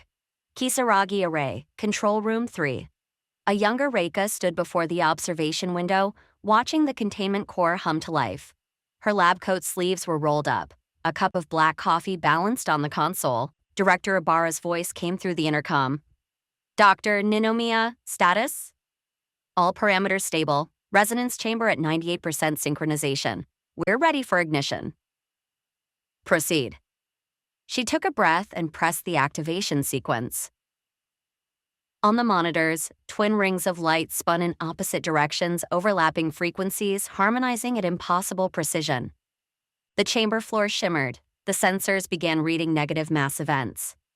Toru Younger, less scarred by the job, whooped from the adjacent console. We did it! 0-point stabilization holding. Reika smiled faintly. Don't celebrate yet. We still need to ramp up output. Ibarra. Doctor, what exactly are we looking at? Layered resonance. 2 identical energy fields intersecting at a single Planck coordinate. Theoretically infinite energy density without consumption, a quantum feedback loop. So clean energy. Cleaner than clean, she'd said then, with pride. The end of scarcity. She remembered that line now and felt a cold shame twist in her gut. What she hadn't realized that day was that the resonance wasn't just stacking energy states, it was stacking realities. 2 Earths vibrating against each other until the membrane between them cracked. Back in the present, Reika pressed her hands against the glass. Her reflection looked wrong. Her eyes slightly out of sync, her mouth delayed by half a frame. Kaito noticed. You okay? She nodded slowly. Just thinking about the day we tore a hole in the universe? Toru snorted. Happens to the best of us. But there wasn't humor in his tone this time. Later, when they prepared to move again, Aya's condition worsened. She stood abruptly. We can't stay. The air composition's wrong. Kaito checked his readouts. Oxygen levels are normal. No, Aya insisted. It's too normal. The ratio's perfect. It's like the world's trying to convince us it's real. Reika and Kaito exchanged a glance. Aya's voice rose. Don't you see? None of this is ours. We crossed over, but the system copied what it thought we needed. The array, the air, even our bodies. We're not in Japan anymore. Maybe we never were. Enough, Kaito said sharply. Aya backed away, eyes darting. He told me this would happen, she whispered. The director Ibarra warned me. Reika froze. What did he say? That if I saw myself again to run. The next hour blurred. Time became unreliable. The chronometers on their suits diverged by whole minutes. Kaito's internal clock claimed it was 2:14. Toru's said 3:26. Rin's froze entirely. They marked progress by physiological cues, heartbeat, fatigue, hunger, but even those began to desync. Reika would blink and find her team in slightly different positions. Mid-conversation, finishing sentences she didn't remember starting. Once she heard Kaito call her name from behind, turned and saw him standing in front of her instead. The corridors pulsed faintly with light, like the building itself was breathing memories. Rin began to cry softly without realizing it. I keep hearing us, not Echo's arguments. Like we've been here 100 times saying the same things. Toru put a hand on her shoulder. Then maybe this is the 100th time we get it right. Reika closed her eyes. If we can reach sublevel 5, maybe the drive can stabilize the field, but we need to hold on to who we are. Names, ranks, purpose. Kaito's voice was calm but strained. Say them. Reika Ninomiya, quantum physicist. Aya Kurogane, biophysicist. Toru Yakumo, systems tech. Rin Serizawa, linguist, data analysis. Kaito Enomura, division null field lead. For a moment, the words grounded them. The static receded. Then the radio crackled faint at first, then clear. This is Director Ibarra. If you can hear me, you're not where you think you are. The resonance has inverted. Do not trust your instruments. Do not. The message cut off, replaced by their own voices overlapping in the same frequency. Reika Ninomiya, quantum physicist. Aya Kurogane, biophysicist. They froze. The recording was them, repeating the identity ritual, seconds after they'd spoken it. But one line was different. Kaito Enomura, deceased. Kaito swallowed hard. Well, that's not great. Toru tried to laugh but couldn't. Rin whispered, How do we know it's not the future? Reika looked at the others. Because if it is, we're running out of time. The facility groaned. Somewhere deep below, a new vibration began slow, rhythmic, like a heartbeat beneath their feet. Aya turned toward the sound, her eyes unfocused. It's calling us. Reika glanced at Kaito. The drive? He checked his scanner. The reading pulsed in sync with the vibration. Signal source matches containment coordinates, sub-level 5. Toru cursed softly. The part that wasn't supposed to exist. Rin wiped at her visor, voice trembling. Do we even know which world this one is? Reika didn't answer for a long time. When she finally spoke, her voice was quiet, resigned. No, but if there's still a chance to fix this, whatever this is, it's down there. She turned toward the stairwell leading into the dark, flickering depths. Let's go. Chapter 7. The Phantom Signal. The first sign of the signal came as a faint harmonic buried in the static, 3 clean notes repeating in a slow, mechanical rhythm. Toru caught it while scanning through what little remained of the comm network. The channel was supposed to be dead, local to the Kisaragi array's internal systems. But the tone persisted. Z0D1VE printed in the metadata like a ghost tag. Whew. Anyone else hearing this? Toru's voice crackled through the link. Define hearing, Aya muttered, crouched by a rust-flecked control panel whose lights were pulsing out of sync with anything reasonable. I'm getting nothing but phase noise? No, listen. He patched the feed into their shared line. The sound filled the hall, a sequence of tones, soft as breathing, looped in precise intervals. Reika froze mid-step. That's not a random broadcast. That's the drive's telemetry code, the last thing it transmitted before the breach. Kaito knelt beside her, helmet light cutting a cone through the drifting dust. So, the beacon's still active, meaning the drive's operational. Or something else is mimicking it, Rin whispered. She was holding her notepad upside down without realizing it, writing equations that refused to stay still. When she blinked, the ink rearranged itself into neat lines again. The group stood in the skeletal remains of the facility's lower atrium. The floor was a quilt of cracked tile and exposed conduit, half submerged in stagnant water that mirrored the ceiling's broken lights. Every sound seemed amplified by the strange acoustics of this world, like the building itself was hollow, resonating. Toru traced the coordinates embedded in the signal. It's coming from 5 levels down, sub-level 5, if this map still makes sense. Reika looked at the holographic layout projected from his wristband. The lower floors had warped geometry, corridors looped back into themselves. The array sub-basement was experimental. We built it around the containment core. If it survived, the drive would be there. Then that's our route, Kaito said. He adjusted the charge level on his quantum pack, verifying the suit's stability window. Only 20 seconds of phase capability left before recharge. Stay close, watch your clocks, time's already sliding. The stairwell to sub-level 1 should have descended straight down. Instead, each step felt heavier, like gravity had thickened. The lights dimmed in gradient bands. Air grew colder in precise, measurable intervals. Rin counted under her breath. 9, 10, 11. She paused. Did anyone else just climb the same step twice? No, Aya said, though her tone betrayed uncertainty. I swear I stepped on that crack before. Toru shone his light along the railing. The metal twisted subtly, like it had been stretched and re-welded mid-existence. Great, non-Euclidean staircases. Always wanted to die inside one. Reika frowned at her readings. It's not curvature, it's temporal compression. The lower we go, the slower the external frame ticks relative to ours. Meaning, Kaito asked. Meaning we could walk for a minute and lose an hour above ground, or the reverse. They reached sub-level 2. The walls here sweated condensation that defied gravity, running upward instead of down. A dull hum pulsed through the concrete. It sounded almost biological, like a heartbeat. By sub-level 3, Toru's instruments began misreporting altitude.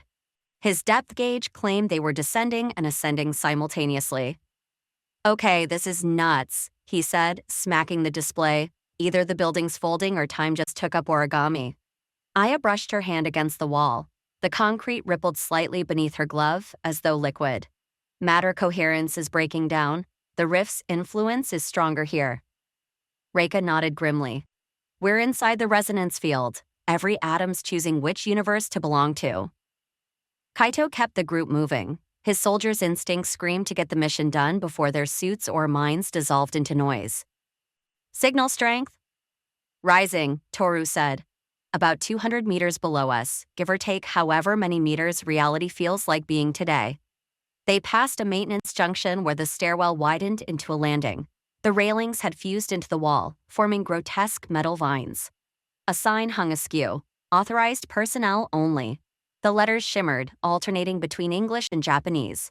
Then a third alphabet none of them recognized. Rin stared at it. That language, it looks like me. What? The symbols, she said quietly. They're rearranging into my handwriting. Kaito stepped between her and the sign. Eyes forward. Don't engage it. The next flight of stairs extended much longer than expected. They climbed for what felt like 15 minutes, but their altimeters barely changed. Reika checked her wrist display. Chronometer drift, 37%. The lower floors aren't just slower, they're recursive. Halfway down, they found the first body. Or what might have been one. A suit identical to theirs slumped against the wall, visor shattered inward. No face inside, only black dust swirling like ash. The chest plate bore Division Null insignia. Toru's voice wavered. That's us. Aya crouched, examining the armor. Different serial numbers. Maybe this is the alternate team. Reika whispered, or the previous iteration. Kaito took a breath. Leave it. We move. As they passed, the radio crackled with faint whispers, overlapping versions of their own voices, distorted by lag and echo. Don't go down there. We already failed. Rin clutched her helmet. It's looping back. I'm hearing us from the signal cut. Sub-level 4 was half collapsed. Rubble choked the stairs, forcing them through a narrow ventilation shaft. The air shimmered with residual phase energy. Their suit visors flickered with afterimages. We'll never make it through in time, Toru said. Kaito toggled his wrist control. Then we make our own path. He triggered a phase shift burst. For an instant, the world inverted. Color drained to grayscale, sound muted, gravity vanished. He stepped through the obstruction like wading through a curtain of water. The others followed in sequence. When normal physics snapped back, Kaito's head spun. His chronometer spun backward 3 seconds, then stabilized. Rin gasped. Your watch? I know. He flexed his gloved hand. The fingers left faint motion trails like slow exposure photography. Let's keep moving before causality notices. The sub-level 5 access door was sealed under layers of corrosion. Toru pried open the control panel, revealing wires that hummed faintly like tuning strings. Manual override's dead, but the phase resonance is still active. I can piggyback a power surge from your packs. Aya knelt beside him, syncing her suit's output. Make it quick. The field's fluctuating again. A deep tremor rolled through the floor. Dust cascaded from the ceiling in perfect rhythm with the beacon's 3-note pulse. The door hissed, then peeled open. Beyond it lay a corridor submerged in a blue-gray haze. The walls reflected their lights oddly, too flat, as though depth itself were missing. They stepped inside. The signal grew louder, resolving into something like a melody. Reika's throat tightened. She recognized the pattern. It was derived from the calibration tones she'd used to stabilize the prototype drive. This can't be residual, she said. It's live. The corridor split into branching tunnels that curved impossibly. Toru's mapping drone barely functioned. Its telemetry folded back into itself, showing the same corridor from multiple angles. Directions meaningless, Aya murmured. We could be walking in circles that exist at different times. Then we pick one and commit, Kaito said. Follow the strongest return. They advanced through a passage that seemed to breathe. The floor rippled under their boots, the walls expanded and contracted with every pulse of the beacon. At the end stood a blast door labeled Core Access, its paint peeled, letters rearranged mid-blink. Toru swallowed. I'm reading the tag again, Z0D1VE. It's right behind this door. Reika touched the cold metal. This is it.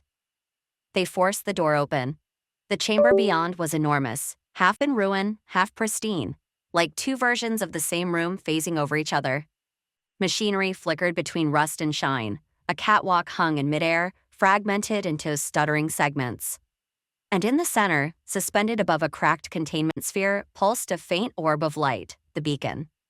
The moment Reika stepped forward, her comm crackled. Her own voice came through, older, wearier. Turn back, it said. We already failed once. The others froze. Toru looked at her. That was you? Reika's eyes widened. No, that can't. The transmission repeated, perfectly identical. Turn back. We already failed once. Rin's breath hitched. That's a recording from the future. Aya shook her head. Or the past looping again? Kaito stepped onto the catwalk, its segments solidifying just long enough to hold his weight. We finish what we came for. Whatever version of us failed, it's not going to be this one. They approached the sphere. Its surface was glassy but fractured, leaking threads of light like veins under skin. Inside floated a black core humming with the same 3 notes. Toru whispered, That's the zero divide signature, it's alive. Reika stared at it, her reflection splitting into 2 slightly different angles. No, not alive. Echoing. The chamber trembled. A shadow flickered across the ceiling, something vaguely human, walking where no floor existed. Rin pointed upward. Did anyone? The light surged white, blinding. For a heartbeat, every member of Division Null saw themselves standing in the exact same pose, but reversed. Left hands where right should be, visors mirrored. Then the vision blinked out, leaving only the steady pulse of the beacon. Kaito steadied his voice. We have confirmation, drive signal located. Reika whispered. And a warning from ourselves. Aya checked her readouts. We're losing cohesion. The next shift could tear the structure apart. Kaito exhaled slowly. Then we go deeper. That signal isn't just a beacon, it's a map. Toru raised an eyebrow. To what? He looked at Reika. To whoever sent that message. The hum intensified until it became indistinguishable from the beating of their hearts. Rin stared into the light and murmured the words echoing in her earpiece. Turn back. We already failed once. The floor shuddered. Somewhere below, machinery stirred, awakening. And in that instant, every clock on their suits stopped. Chapter 8. The Other Reika. The air in sublevel 5 hung like liquid glass thick, unbreathing, fractured with invisible tension. Kaito felt it the moment they broke through the last bulkhead. The subtle wrongness of gravity, the way their flashlights bent around corners before reaching them. The walls here weren't walls at all, but something that wanted to remember being solid. The deeper they went, the less the world seemed to agree on its own geometry. The signal still pulsed through the static, steady and calm amid the madness, Z0 D1 VE, repeating at perfect 1-second intervals. It led them into a central shaft lined with glimmering conduits that rose into the unseen dark. At its center was a platform suspended over a circular abyss. And there, bathed in a ghostly cayenne glow, hung the object that had driven everything the drive. It floated above a cracked containment sphere suspended by no visible mechanism, its edges rippling between solid and intangible. The sphere beneath it had split open like a geode, veins of blue-white light pulsing from the fracture, bleeding energy that shimmered into air as geometric dust. Aya muttered under her breath. Containment's gone. That's raw space-time leakage. Reika stepped forward, slowly, her helmet light trembling against the transparent field. No, that's the core, the original zero-divide construct. Kaito looked at her. Original? You mean? Before he could finish, the intercom in his helmet flickered to life. A voice crackled through clear, calm, familiar. Don't go any closer. It was Reika's voice. But Reika was standing right beside him. Everyone froze. Even the hum of the containment breach seemed to pause, as though listening. Another light appeared across the platform, faint at first, then shaping into a figure standing within the glow of the drive. She stepped forward. Her outline sharpened. Reika Ninomiya. Or rather, another Reika Ninomiya. She was dressed not in a containment suit, but in a faded lab coat, torn and streaked with ash. Her hair hung damp against her cheek. Her expression was calm, composed too calm. And her eyes were different, colder but steadier, like she'd already seen the end of every possible world. Toru whispered, Okay, either my oxygen mix is off or we just met the world's worst déjà vu. Kaito kept his rifle angled low but ready. Identify yourself. The other Reika smiled faintly. I could ask you the same, Inomura-san, but I already know who you are. Her gaze drifted across the team, resting briefly on the Reika beside him. And who I am. Rin's voice trembled. This can't be. It can, the other Reika said softly. It already happened. The two women stared at each other across the breach mirror images separated by catastrophe. The silence between them was unbearable, alive with the hum of the drive. Reika stepped closer. What are you? The other's reply came without hesitation. I'm you, from the world that didn't make it. No one spoke. She went on, voice steady but hollow. The resonance event, it wasn't a single-point failure. It was a split. Our experiments ran parallel across universes. Both succeeded, both collapsed. But only one of us found a way to reopen the breach. Aya's visor glinted. You breached on purpose? The other Reika's eyes flicked to her. Because my Earth is dying, I watched oceans boil, cities erase themselves into dust. I had one chance to anchor to a stable counterpart reality, yours. She paused. I did what I had to. Kaito clenched his jaw. And how many people died for that? Her eyes softened, just a fraction. All of them. A silence like morning settled. Even Toru had no joke left. The drive pulsed again, its rhythm syncing faintly with the heartbeat sensors in their suits. Reika, the one Kaito knew, seemed shaken, but not surprised. She had feared something like this. The phantom readings, the mirrored resonance patterns, it all made sense now. The anomaly wasn't simply echoing their Earth, it was a call from another. Reika spoke quietly. You said your world didn't make it. What do you mean?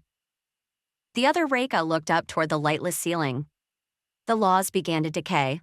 Time lost symmetry. Some days lasted minutes, others centuries. The atmosphere ionized until the sky burned violet. We lived underground for months, then weeks. Then, not at all. Her tone never broke. It was the calm of someone who had already made peace with annihilation. Rin's voice quavered. And you think merging our worlds will fix that? The other's lips tightened. Not merging, choosing. One stable configuration across both realities. My team called it equilibrium collapse. You call it zero divide. Kaito frowned. We didn't call it that. The director did. Her gaze snapped toward him. Then your director lied. That device was never meant to be containment. It's arbitration, a machine to decide which version of existence survives. A low hum rippled through the structure. Toru's sensors began flashing with impossible readouts, negative temperatures, pressure inversions, radio interference that formed human syllables. It was like the drive was listening. Reika turned toward her double, eyes hard now. You caused the breach. I opened it, the other said simply, because I refused to let everything I loved vanish without trace. You risked this world. I saved what I could. Their words collided like mirrors cracking inward. Kaito took a step forward. Enough. If that thing decides who lives and who dies, we shut it down. The other Reika gave him a small, sorrowful look. You can't. The drive doesn't take orders from you. It listens only to us. Us? To Reika Ninomiya. Her voice layered with the hum resonating perfectly with the drive's tone. The light pulsed brighter, matching the rhythm of her words. It responds to identity coherence. That's why I'm here, that's why you found me. Aya glanced at Reika's vital spikes in neural sync frequency identical between both versions. She's not bluffing, they're quantum identical down to cell resonance. The machine thinks they're one person in two realities. Rin whispered, then what happens when it decides which one to keep?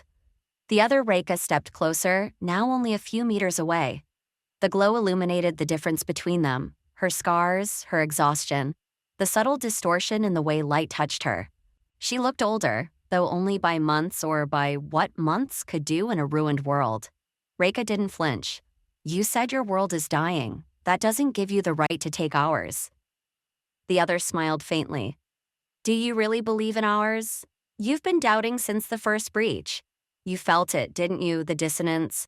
The misaligned clock cycles, the deja vu that never ends? You think this world is stable, but it's not. It's copied.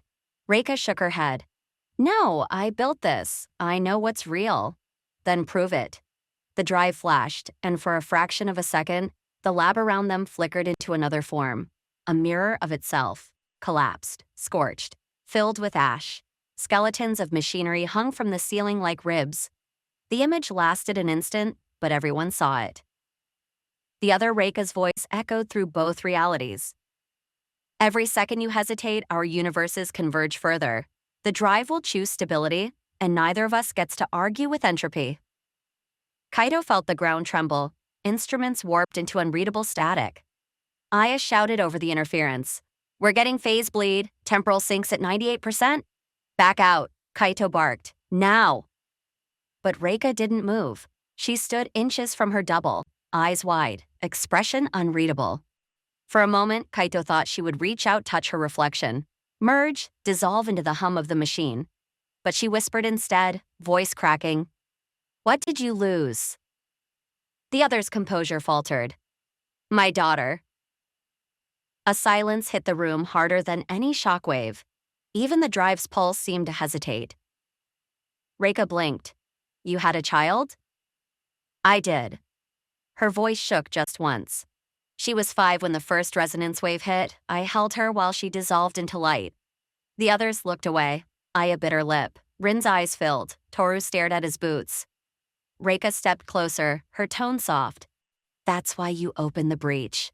The other nodded once. If I could find even one world where she still existed, it would be worth everything. She doesn't. Not here.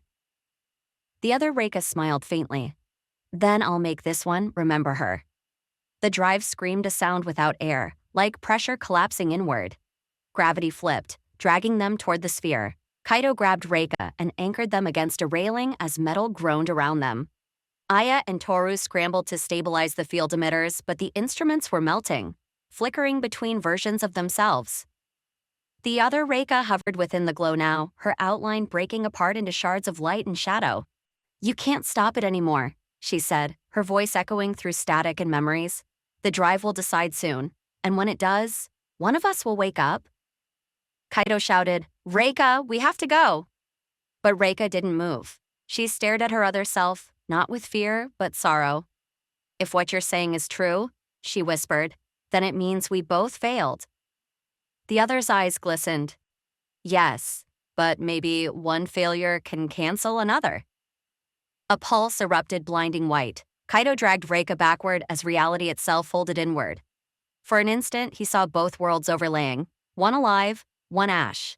Two skies, two earths, two Reikas reaching toward each other through a barrier of collapsing time. Then it was gone. The light faded. The hum dimmed. The other Reika stood motionless at the heart of the drive, her expression unreadable. "I'll find you again," she said softly, "no matter which world survives." And then she stepped backward into the light and vanished. The drive went silent. For several long seconds, no one moved. The only sound was their ragged breathing. Finally, Rin whispered, "Was she real?" Reika turned to her slowly. "I think she was the most real thing I've ever seen." Kaito looked around the chamber. The fracture in the containment sphere had sealed itself, though faint traces of light still shimmered through the cracks like veins beneath translucent skin. Instruments slowly regained coherence, though every reading was off by the same fractional constant 0.00000001, as if the entire universe had been recalibrated by a whisper. Aya's voice came through the calm, shaken but steady. "Subsystems restored. No residual phase drift, but, Ninomiya, this place feels wrong." Kaito exhaled slowly. "Yeah, like we're walking through someone else's dream." Reika was still staring at the drive. The last pulse of light shimmered faintly, two overlapping silhouettes that looked almost like hands reaching toward each other before fading completely. Toru tried for levity, but couldn't quite pull it off. "So, anyone else seeing double?" No one laughed. Reika finally turned away. "We go deeper," she said quietly. "If there's another version of me, there's another version of everything. We need to find out what she left behind." Kaito hesitated. "You sure you're ready for that?" Her eyes glinted beneath the cracked visor. "Doesn't matter, we've already crossed the divide." Chapter 9. Quantum Suicide. The containment chamber no longer hummed, it breathed. The walls themselves seemed to rise and fall slow, tidal motions in the metal as if the whole structure were inhaling. No one spoke. The only sound was the faint static still ringing through their comms, a residual echo of the other Reika's final words. Aya's instruments were useless. Every metric drifted like oil in water. Temperature inverted in pulses, distance refused to stay consistent. The drive floated motionless at the center, now dim, yet visibly alive, faint veins of light coiling through it like neurons firing in sleep. Reika stood closest. Her face was unreadable behind the cracked visor, but her breathing had changed deeper, slower, almost synchronized with the drive's pulse. Kaito watched her carefully, finger near his weapon, not out of fear but instinct. The air smelled like ozone and memory. Rin's voice broke through softly. "If she was really you, then what happens when the drive realizes she's gone?" Reika didn't answer. Aya was typing frantically. "I'm still seeing dual-phase residuals. That other Reika isn't gone, not completely. She's quantum entangled with this core. The drive can't distinguish which version of her reality is primary." "Meaning?" Kaito asked. "Meaning it's not over." Aya's tone sharpened. "It's calculating." A faint chime rang through the room, pure, delicate, almost beautiful. Then the drive flashed once. And the world glitched. For an instant, Kaito saw himself not reflected, but standing where he'd been seconds ago, head turned slightly differently. The double blinked, mirrored his movement half a beat late, then vanished. Rin gasped. Toru's sensor lights flickered in sync with phantom versions of themselves, each lagging like skipped film frames. Aya steadied herself. "The drive's running recursive sequences. We've triggered a collapse loop." Rin clutched her helmet. "Collapse into what?" Aya's reply came cold and clinical. "Us." Kaito looked at her sharply. "Explain." "The drive's defining stability. Every iteration of the universe, every micro-decision, it's filtering them. It's performing what's called a quantum elimination protocol." Toru swallowed. "That sounds fatal." It is, Aya said flatly. Every iteration it discards is a version of reality that didn't meet stability parameters, which means every version of us that doesn't fit is deleted, Reika finished quietly. No one spoke after that. The drive flared again, not outward, but inward, pulling shadows into light, bending them around each other. The containment chamber distorted like heat haze. Kaito felt his stomach turn inside out as gravity twisted, and for a second, his feet were standing on the ceiling, or maybe the ceiling was underfoot. Rin screamed, her voice split, one cry echoing a fraction later from somewhere else. Higher, thinner, terrified. Then it cut off. Rin! Kaito reached out, but two Rins stood before him, overlapping by inches, like a hologram refusing to pick one channel. Both turned to him, eyes wide with confusion and horror. It's me, one whispered. No? The other interrupted. Then the drive pulsed again. One vanished. The other collapsed to her knees, sobbing silently, fingers digging into the metal floor. Kaito froze. His HUD still listed Rin's vitals, but only one channel. Aya's reading stabilized as though nothing had happened. What the hell just happened? Toru whispered. Aya's voice trembled for the first time. One survived. Reika turned toward the drive, eyes blazing. Stop it, shut it down. Aya's fingers flew. I'm trying, but it's recursive, it's self-referencing, the control scheme has rewritten itself. The drive began rotating slowly, edges phasing through dimensions like a coin flipping between visible and theoretical sides. Its hum deepened into a vibration they could feel in their bones. Each second felt fractionally shorter than the last. Kaito clenched his jaw. Then we end it physically. He raised his pulse rifle, aimed at the drive, and fired.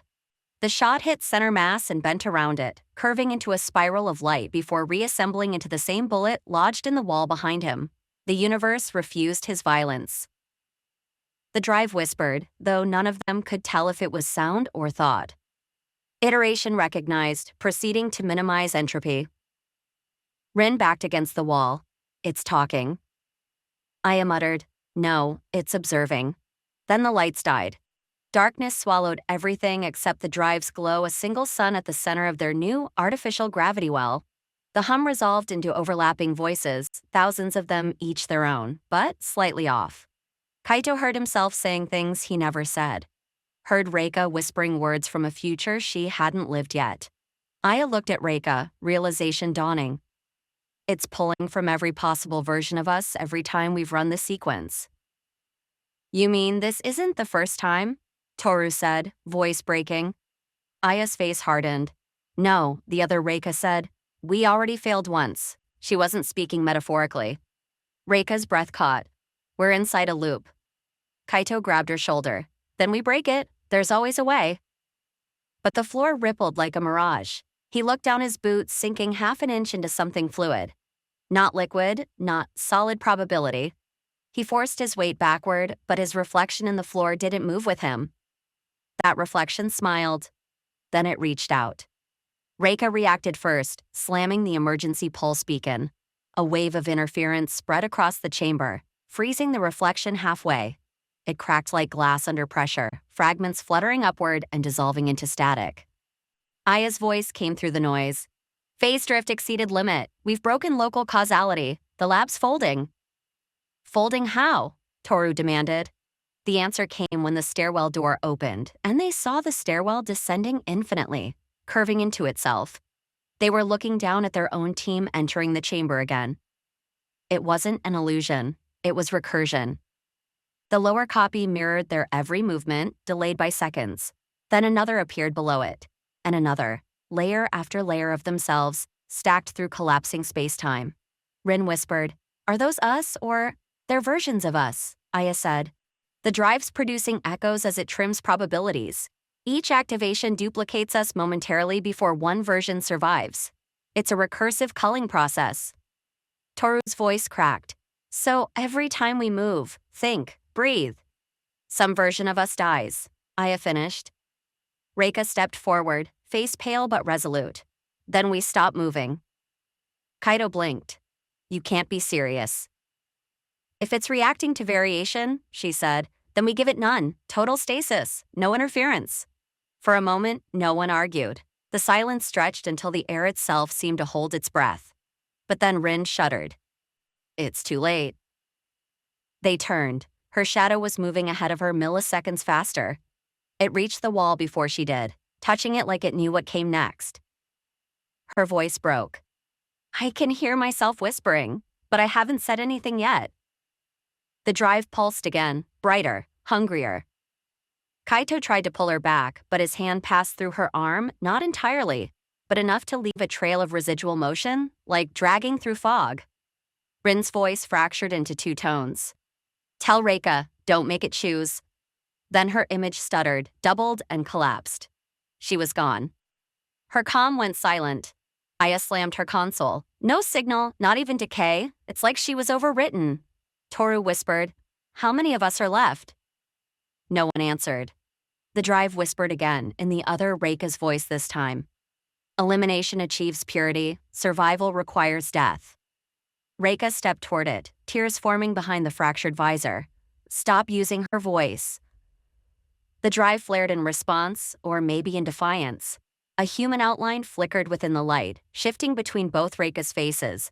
Then between all of them, Aya, Toru, Kaito, Rin cycling through endless possible selves. Kaito lunged, grabbing Reika's arm. You can't fight it, it's everything. I made it, she said through clenched teeth. That means I can unmake it. She placed her hand against the field. The world cracked open. Reality bent outward from her palm like a dropped mirror. Through each fragment, Kaito saw hundreds of Reikas in labs, in ruins, in deserts of ash. Some screaming, some praying, some smiling. One looked straight at him, lips mouthing something he couldn't hear. Then everything snapped back. Reika fell to her knees, gasping. The drive dimmed again. Aya scanned the readings. You forced a reboot. It's resetting its probability cascade. Kaito knelt beside her. You okay? Reika's eyes fluttered open. I saw all of them. Every world that didn't survive. Every failure stacked on top of this one. What did you see? Toru asked. She met his gaze. Us, dying, again and again. But one pattern kept repeating, one where the breach closes. And? It always costs one of us. The silence that followed felt like mourning in advance. Aya's voice softened. It's not suicide technically, it's resolution. One consciousness anchoring the stable outcome. Kaito rose slowly. You mean one of us has to die for real, so the rest exist? Reika nodded. That's what it's been doing all along, collapsing superpositions into one reality, the final survivor's frame of reference. Toru's laughter was hollow. Quantum Russian roulette. Rin's voice lingered faintly in the calm, a feedback echo, impossible. Don't let it choose for you. Reika turned toward the drive, determination hardening her expression. We finish this on our terms. She reached for her control interface again, fingers trembling. Aya joined her, reconfiguring field harmonics manually. Controlled activation? Kaito asked. Aya nodded grimly. We trigger it ourselves, force it to collapse according to our parameters, not its own. Kaito hesitated. And if it chooses wrong? Then we don't get to find out, Reika said, because there won't be anyone left to remember. Up. The drive began to spin. Its light expanded into fractal geometry, triangles folding into spheres, corridors bending inward, shadows ran in reverse, dust drifted upward instead of falling. The lab reshaped itself into recursive spirals, stairwells leading into themselves, loops of time coiling tighter. Reika shouted, Hold your positions. Kaito gritted his teeth, bracing against the floor as the universe shivered. His HUD fractured into multiple windows, each showing different versions of the same moment, one where Aya was gone, one where he never joined Division Null, one where Reika smiled at him like she remembered something beautiful. Then everything froze. Absolute silence. The drive's voice came once more, calm, synthetic, and heartbreakingly human. Collapse complete. Observation achieved. When Kaito opened his eyes, he was lying on the cold floor. His comm buzzed faintly. Aya's breathing came through, ragged. Toru's vitals blinked, unstable but alive. Reika was standing again, back to them, staring at the drive. It no longer glowed. The containment chamber was still, eerily so. Instruments returned baseline readings, though everything felt subtly off, as if gravity had been rewritten a hair's breadth differently. The air was heavier, the silence too sharp. Kaito rose unsteadily. Did it work? Reika didn't turn. It collapsed the redundant states. But, she hesitated. Count the bodies. Toru blinked. What? Aya looked around, scanning. Rin's gone, for real this time. The comms gave no response. Only a faint static remained, not random, but patterned. Rin's voice, whispering an endless loop. Don't make it choose. Reika closed her eyes. She knew. Aya stared at the drive. So we survived. Reika opened her eyes. This version of us did? Kaito glanced at his wristwatch. The hands moved normally, then reversed for half a second before resuming. His stomach sank. He looked at Reika. Then, how do we know we're the ones who made it? She turned toward him, and for the briefest instant, her eyes flickered one green, one blue, shifting like oil on water. Her smile was almost human. We don't. Chapter 10, The Paradox Equation. The sky over Kisaragi Base flickered.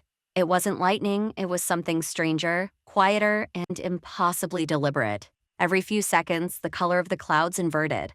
The blues washing to amber before snapping back, like someone flipping through alternate renderings of the same frame of reality. Hino stood on the observation deck, visor up, coffee long gone cold in his hand. The quantum storm above wasn't just radiation or magnetic interference.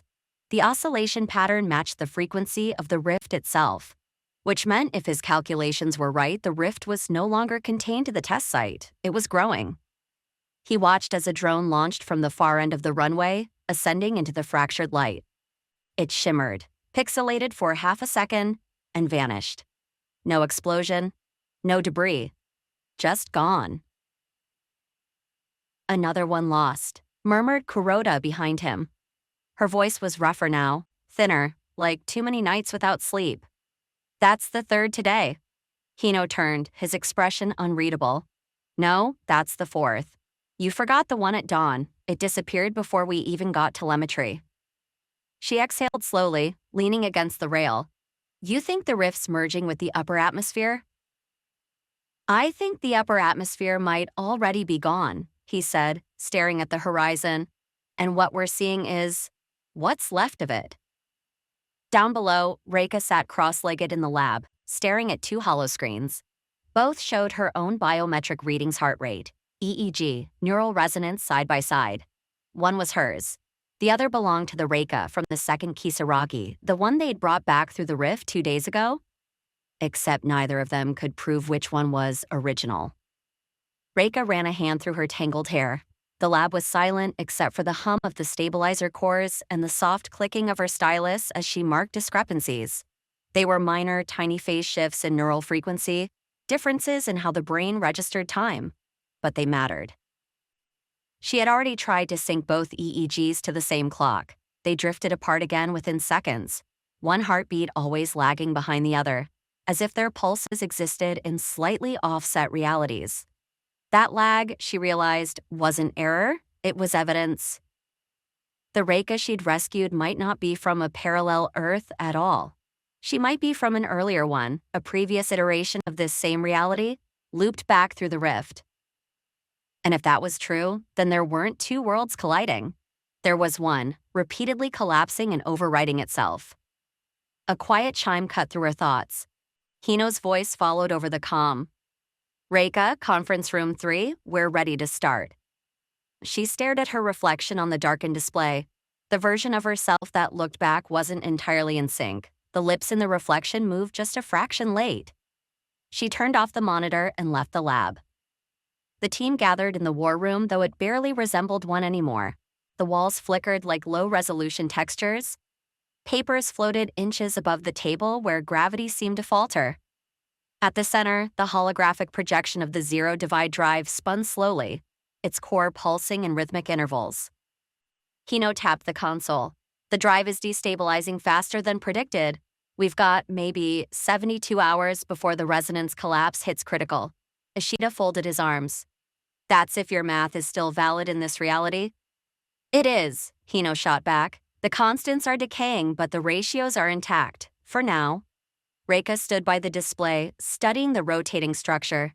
The drive's feedback loop isn't just leaking quantum energy, it's reflecting states. That's why we're seeing duplicates people, places, entire buildings that shouldn't exist. Like the second Kisaragi, murmured Kuroda. Reika nodded. Exactly. But that was just the first recursive echo. I think it's happening everywhere now. The rift isn't between two universes. It's folding this one onto itself again and again. A low hum filled the air. The hologram glitched, multiplying into 3 overlapping images.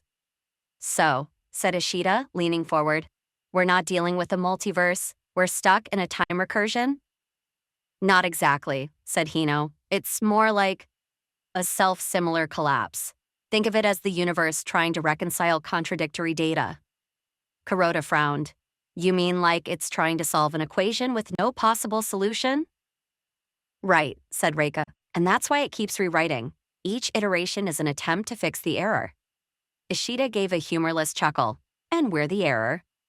Later that night, the base went dark for 8 full seconds. When the lights returned, 3 corridors no longer connected. A section of the hangar bay had been replaced by a wheat field perfectly ordinary, rippling in an unseen wind.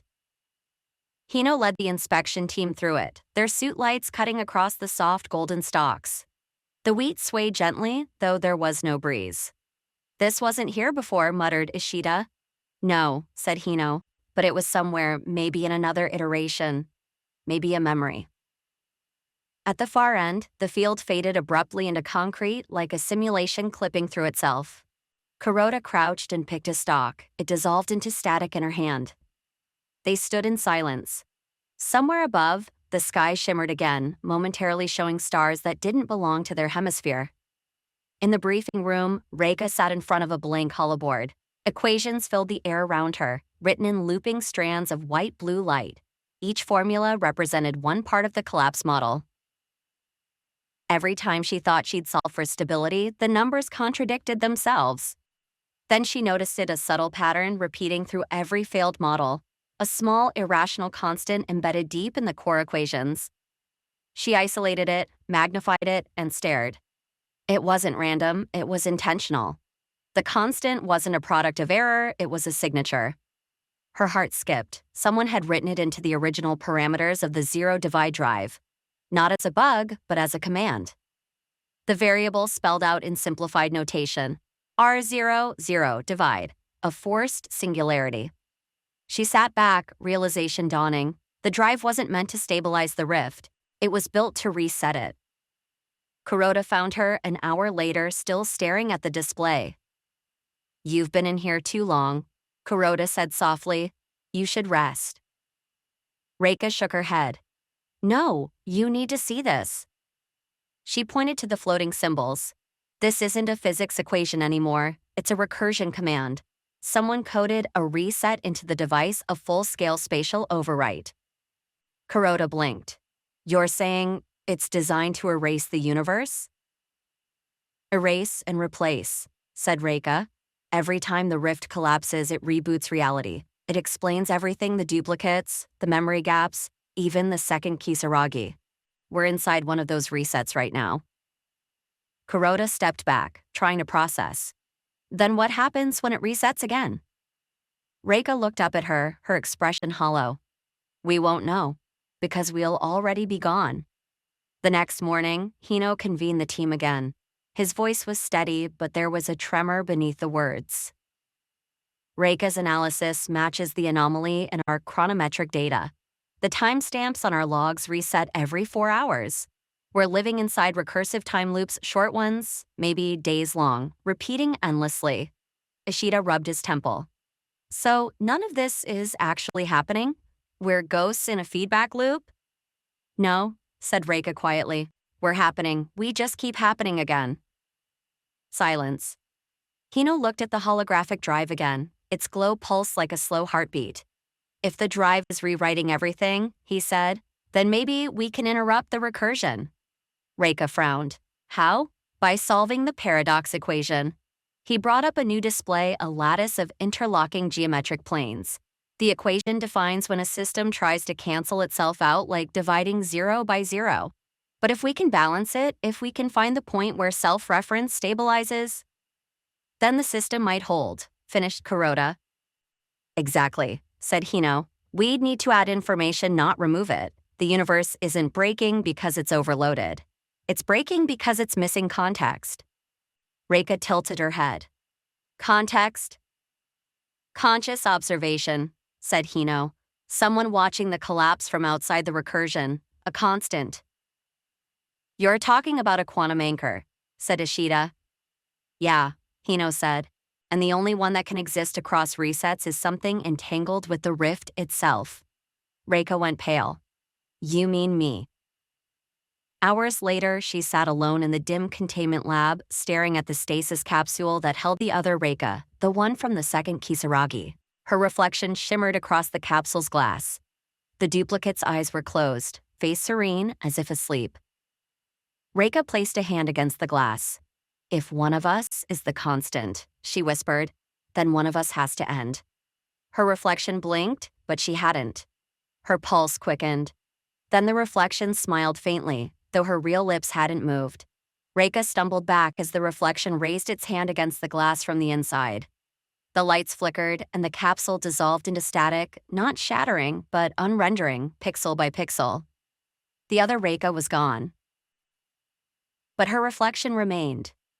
And it whispered, perfectly timed to her breath. You already solved the paradox. You just don't know which version of you did it. Outside, alarms screamed. The rift had expanded again, this time visible in the distance as a spiraling column of light over the mountains. The air itself shimmered with refraction. Hino's voice came over the comms. Reika, the rift's accelerating. We've got minutes before another collapse. She stood in the corridor, watching the ceiling bend, the tiles stretching as though the hallway were made of rubber. Her comm buzzed again. Reika, do you copy? She took a deep breath. I copy. We need the drive parameters now. She looked toward the data core room, where the zero divide drive was pulsing faster, each beat syncing with her own heart. And then she realized something horrifying. The drive was responding to her. Her neural resonance was in phase with its core. That was the missing variable. The constant wasn't an equation. It was her. She ran. Through shifting corridors that folded in on themselves, through stairwells that spiraled sideways. By the time she reached the core chamber, Hino and Kuroda were already there, surrounded by floating holograms of cascading data. The drive's reinitializing, Hino shouted. We're losing reality coherence. Reika stepped forward, her hands trembling. I can stabilize it. He turned to her, eyes wide.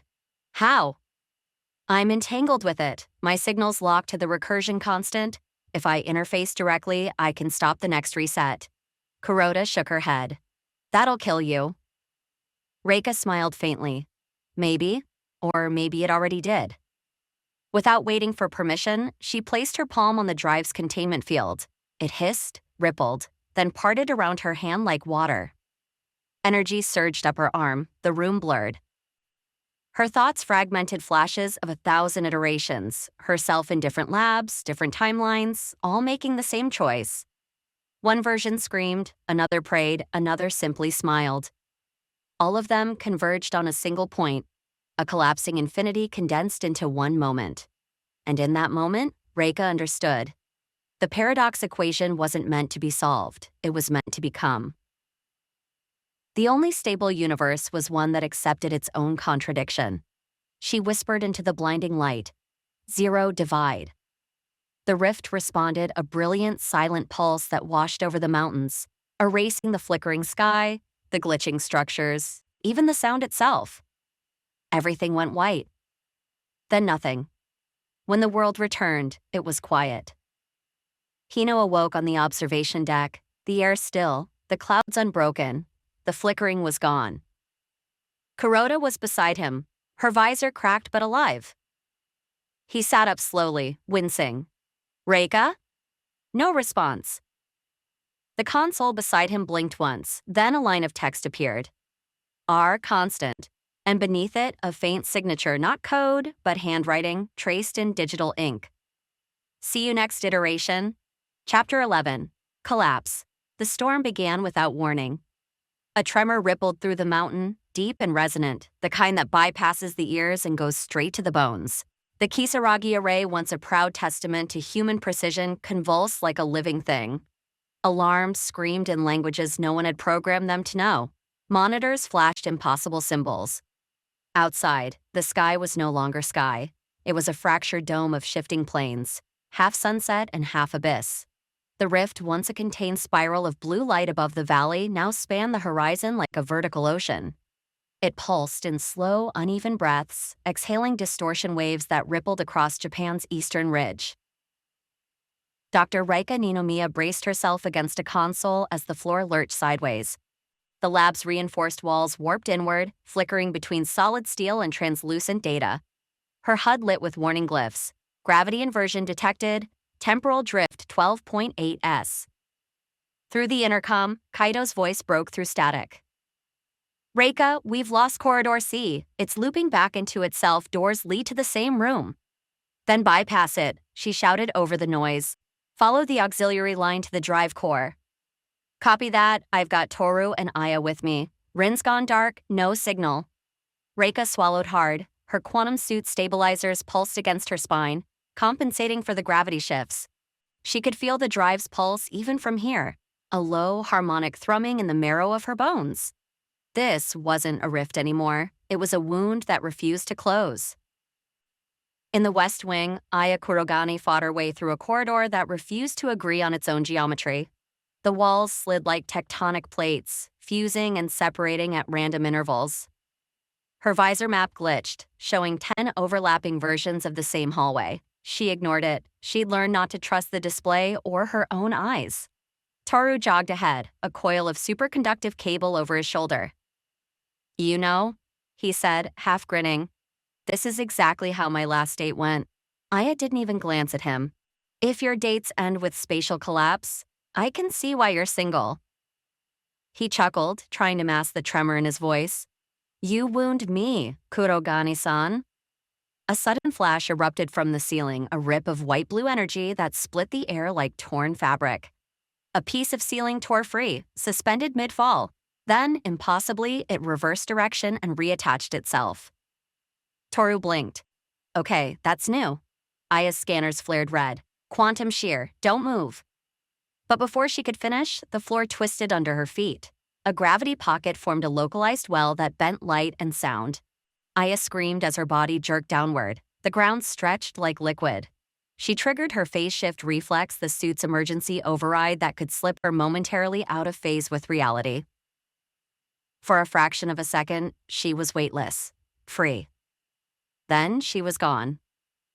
The gravity pocket snapped shut like a mouth. Toru stared at the empty space where she'd stood. The instruments around him registered nothing. No remains, no heat signature. He whispered, Aya? Silence. Then the comm clicked once, a faint voice, barely a breath. Tell Reika it feels light here. And then nothing. Kaito and Nomura reached the main stairwell with Toru minutes later. He'd heard Aya's last transmission, the way her voice dissolved into static like dust caught in a solar flare. He didn't mention it, not yet. The stairwell no longer obeyed gravity. Steps hung in midair, twisting around invisible axes. The entire shaft rotated slowly, a Mobius strip of architecture. Toru stood at the edge, blinking. You think the elevator's still an option? Kaito shot him a look. Not unless you want to visit the 9th dimension. Pass, Toru said, grinning weakly. They jumped across the gap together, activating their suit boosters midair. The jump carried them through what looked like a vertical hallway, now hanging sideways. The sound of their boots hitting metal echoed in triplicate like the universe couldn't decide how many copies of the noise to keep. Reika's voice crackled through the comm. Kaito, you're near the containment ring. The drive's harmonic output just spiked. I can't stabilize it from here. Understood, he replied, panting. We're almost... The air screamed. A temporal shear ripped through the corridor like a guillotine of light. Kaito ducked instinctively, but Toru, one step behind, wasn't fast enough. The beam sliced through him. Not blood, not flesh, just a shimmering distortion. Toru staggered back, clutching his chest. His suit redoubts flickered, half of his vitals simply gone. Toru? Kaito caught him, but his hands passed through the man's left side as though he were half ghost. Toru looked down, blinking at the empty space where half his torso should have been. His eyes were wide, but his grin somehow remained. Huh, guess I'm only half the man I used to be. Kaito shook his head, jaw tight. Don't you dare. Hey, it's okay, Toru said, voice fading, eyes unfocused. Tell Reika. I think we figured out the punchline. What punchline? Toru smirked weakly. Zero divide, can't split nothing evenly. And then he was gone, not dead, not destroyed, just erased, like a calculation resolving to zero. Kaito stared at the empty air, the echo of laughter still ringing in his ears. Then he turned and ran. Reika watched the drive through the observation viewport. It pulsed like a heart under glass, each beat syncing with the tremors underfoot. The containment field fractured invisible waves, bending light into ribbons. Rin's voice came through the comms for the first time in hours.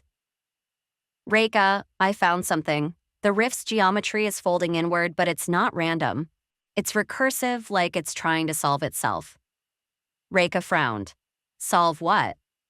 The equation you wrote, Rin said. It's not stabilizing, it's rewriting. I think it's building a version of the array that can survive the collapse. It's rebuilding everything it destroys. Then maybe we can use that, Reika said, eyes darting across the console. If it's rewriting, we might be able to input a correction factor. The feed cut. Rin's voice froze mid-syllable. The audio looped once, then distorted into a chorus of overlapping whispers. Reika turned to Kaito, who had just entered the chamber, panting and covered in ash. Where's Toru? She asked. He didn't answer. Her throat tightened. And Aya? He looked away. She, phase shifted, didn't come back. For a moment, the only sound was the rhythmic pulse of the drive. Reika steadied herself. Then it's just us. The control chamber began to distort. Panels floated off their mounts, hovering at odd angles. The walls flickered between glass and concrete. Kaito checked his suit diagnostics' only partial functionality, gravity stabilizers offline, chrono buffer at 12%. Reika, if this place collapses before we reach the drive, we'll be gone, she finished. Like the others. He met her eyes. You sure this is worth dying for? She looked toward the heart of the array, where the zero divide drive glowed like a captive sun. If we don't, it won't matter who dies. They started forward together. The main corridor twisted mid-run. The floor split into parallel streams, each leading to a different version of the same door. They picked one at random, bursting through only to emerge in the same hallway from the opposite end. Non-linear topology, Reika muttered. The space is collapsing faster than we can navigate. Then we stop thinking in straight lines, said Kaito. You built this thing, right? Think recursive. She blinked, then nodded. Follow me. She turned left through a door that shouldn't have existed, one that led downward into light. They emerged into the containment chamber just as the drive's field flared white-hot. Lightning-like arcs cracked against the walls, fusing circuits. The entire sphere pulsed, warping the air like heat haze. Kaito shielded his face. It's gonna blow. Reika moved to the console. Not yet. I can delay it maybe 30 seconds. That's not enough. It'll have to be. She slammed her hand on the controls, forcing a manual override. The holographic interface flared. Equations scrolled faster than her eyes could follow. The drive screamed a metallic wail that vibrated through their bones. The air fractured. A second Reika appeared beside the drive, translucent, flickering, her eyes calm and sad. The other Reika. She spoke softly, though her voice reverberated across dimensions. It's too late. The equation's collapsing. The next reset will overwrite everything.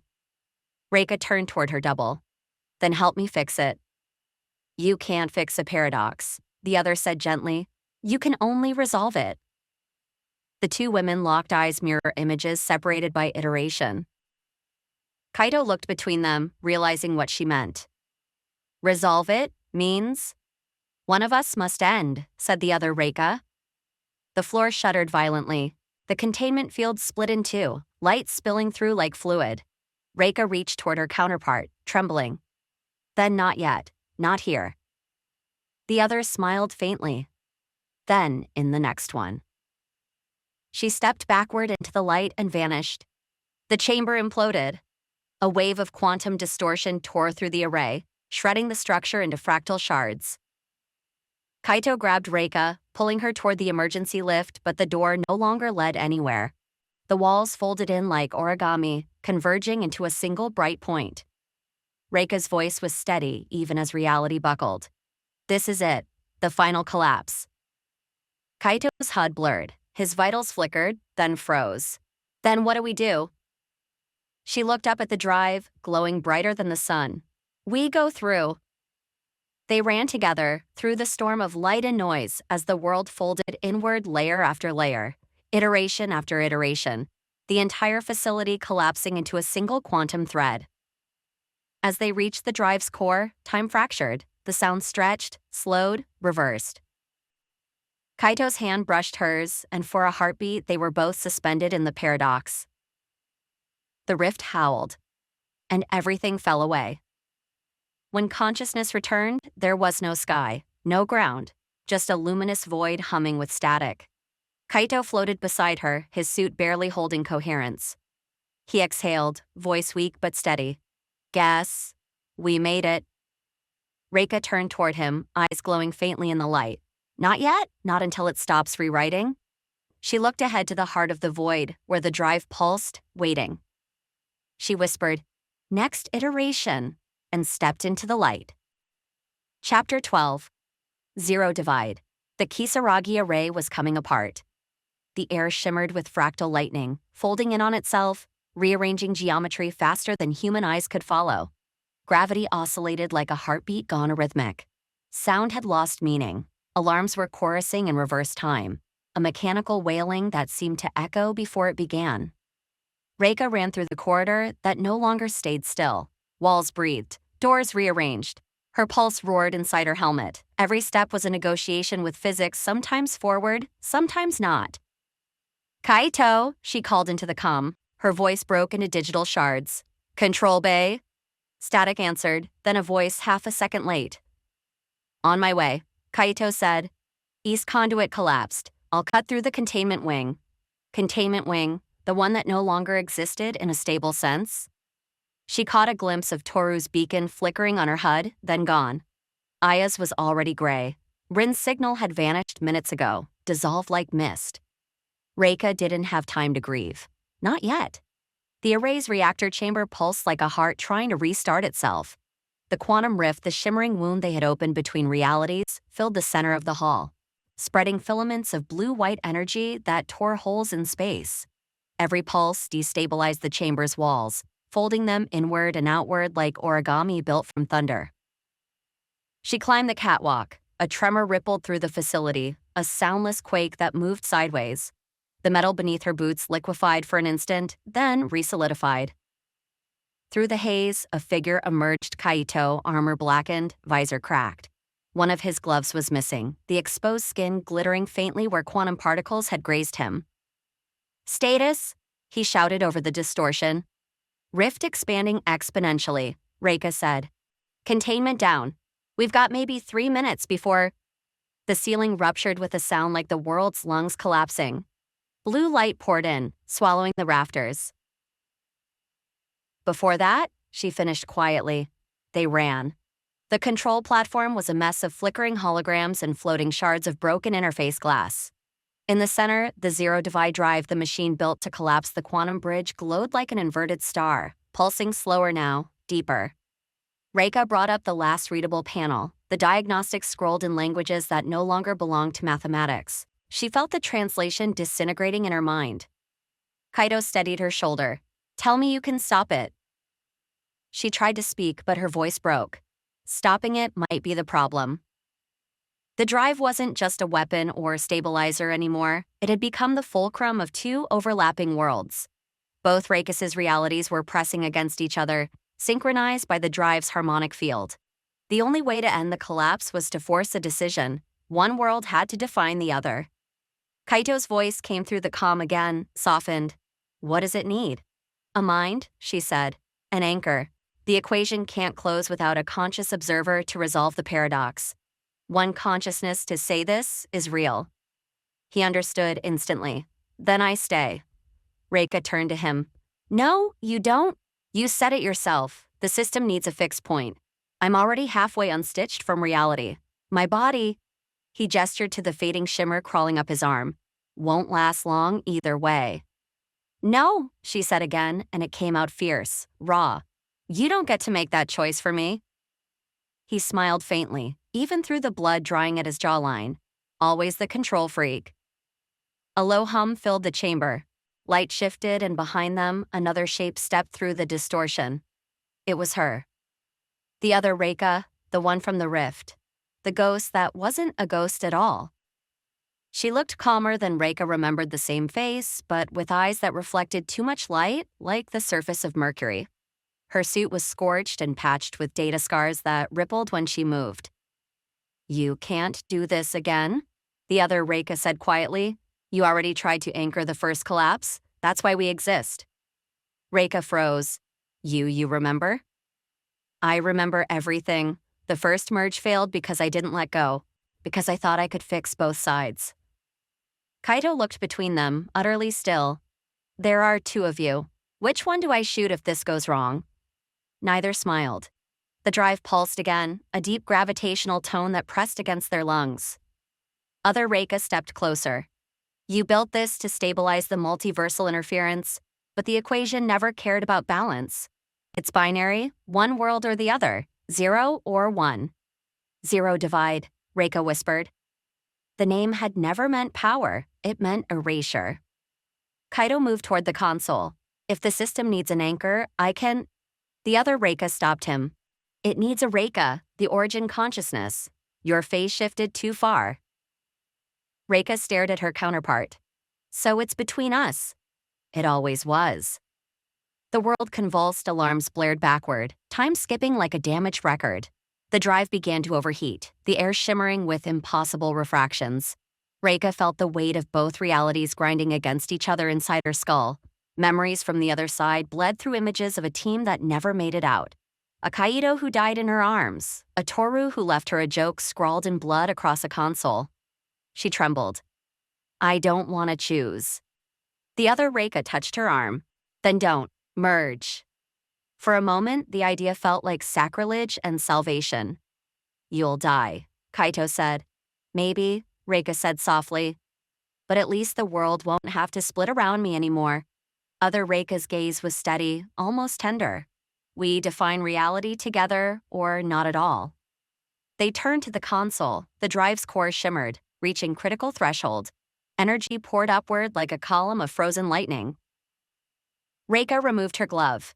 The other Reika mirrored her. Their hands met on the surface of the drive. The interface bloomed with impossible light equations writing themselves. Language folding into symbols that didn't exist. Kaito stood back, visor dark against the glare. For what it's worth, he said quietly, you both did good. Reika's voice was barely audible. Thank you. The drive responded. Reality bent inward. The two Reika's consciousnesses collided, and something vast, ancient, and mathematical took notice. Their memories fused in flashes. Reika at 7, staring at the first eclipse. Other Reika older, holding a photo of her lost team. Equations chalked on mirrored walls. Kaito's voice sang her name across timelines. The merge wasn't gentle. It tore through them, rewriting neurons, resolving contradictions by force. Reika felt herself dissolve. I am Reika Ninomiya. I am not, I am the observer, I am the observed. Then, stillness. The rift screamed one last time, an infinite white sound. The drive's casing split open, its core folding inward until nothing remained but a pinpoint of light. Kaito braced himself as a shock wave tore through the array, vaporizing debris midair, every color inverted. The HUD in his visor shorted out. And then silence. When he opened his eyes, he was on the floor of the chamber. The drive was gone. The rift was gone. Reika stood before him. He couldn't tell which one. Her eyes glowed faintly, twin reflections flickering in perfect symmetry. She looked whole, yet fractured. Her expression layered two voices breathing through one mouth. "Reika," he said. Her voice echoed not double, not human. "We made the choice." He stood slowly, feeling the weight of gravity settle back into something almost normal. "Which one are you?" Her smile was tired. "Does it matter?"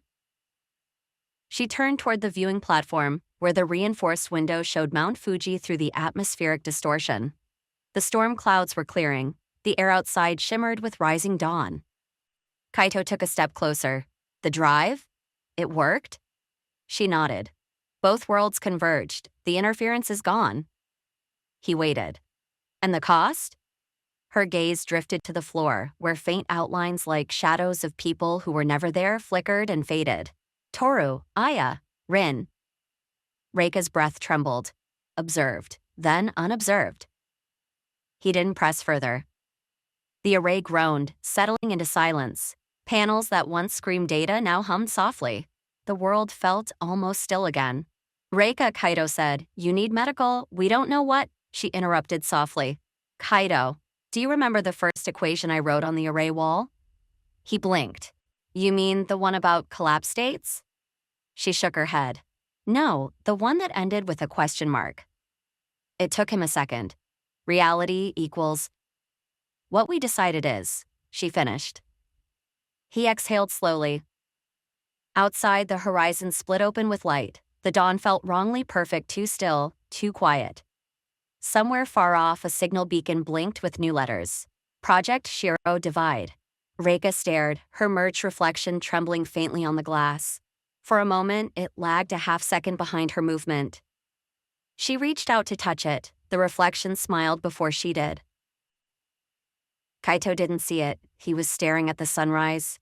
Reika whispered, more to herself than anyone, "Maybe we picked the wrong one." The words hung there, delicate, uncertain, the last breath of two realities finally agreeing to end their argument. The reflection blinked out. The air was clean, the world steady. For the first time in weeks, silence didn't feel like a threat. And yet, somewhere deep in the array's buried servers, a faint residual hum persisted, a quantum echo trying to resolve a final decimal place.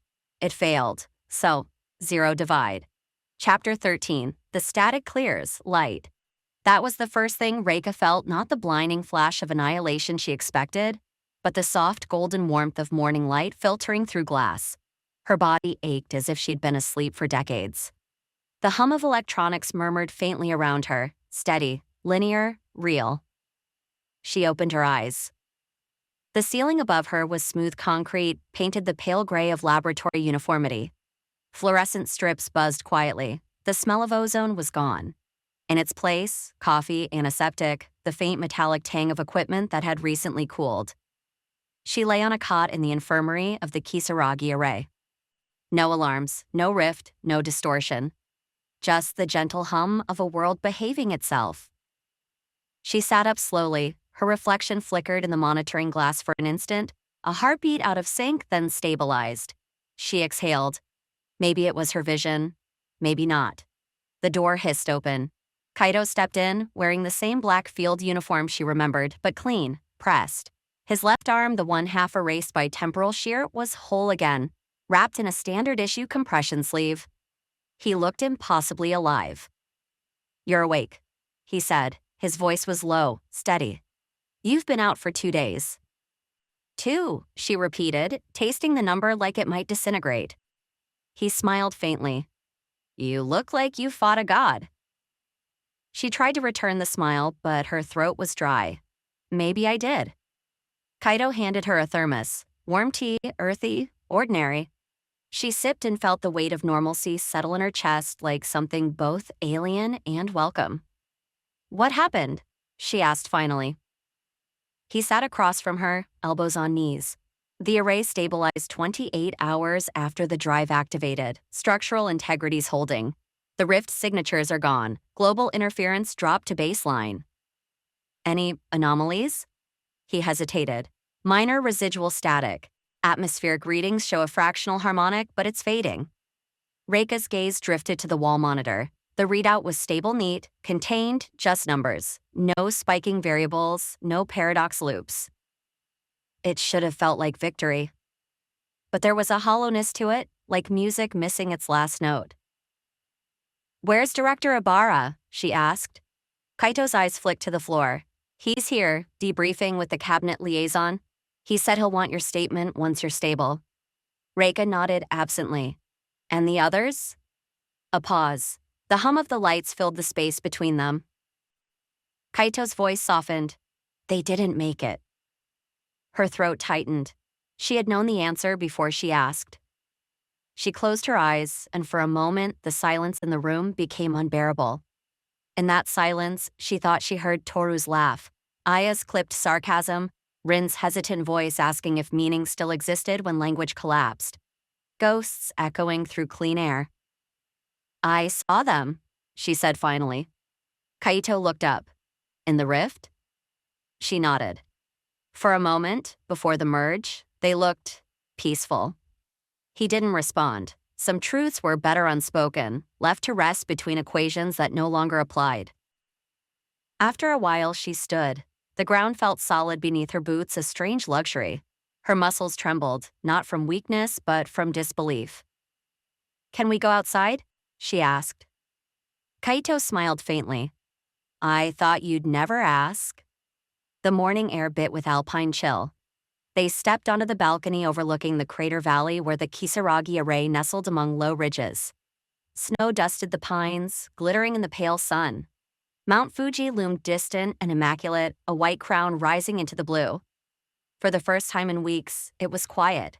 No humming sky, no flickering horizon, just wind and sunlight and birdsong. Reika gripped the railing, watching the clouds move in slow, honest arcs. Her breath fogged the air. "It's beautiful," Kaito said quietly. She nodded. "Almost too beautiful." He glanced at her. "You don't believe it's real, do you?" He didn't answer. Below, technicians moved across the array grounds, their figures small and precise, patching cables, testing instruments. Everything looked so normal, but Reika couldn't shake the sense that something fundamental had shifted. When she closed her eyes, she could still feel the hum of the drive in her bones, like a tuning fork still vibrating after the note had ended.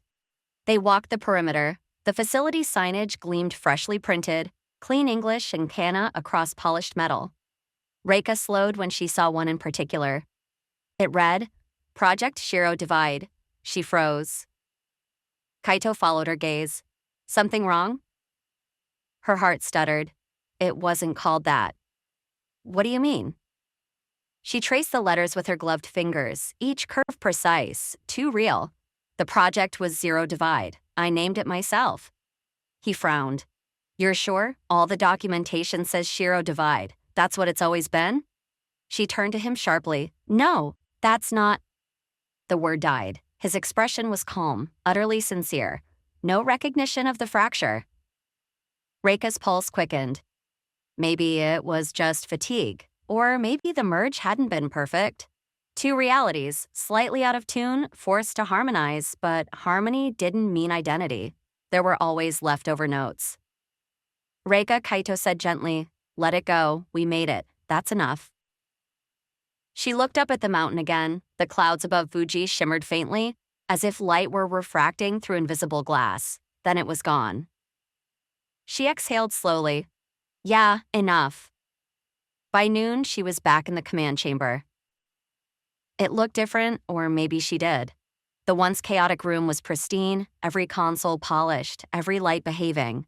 The central platform where the drive had stood was sealed over, smooth as untouched concrete.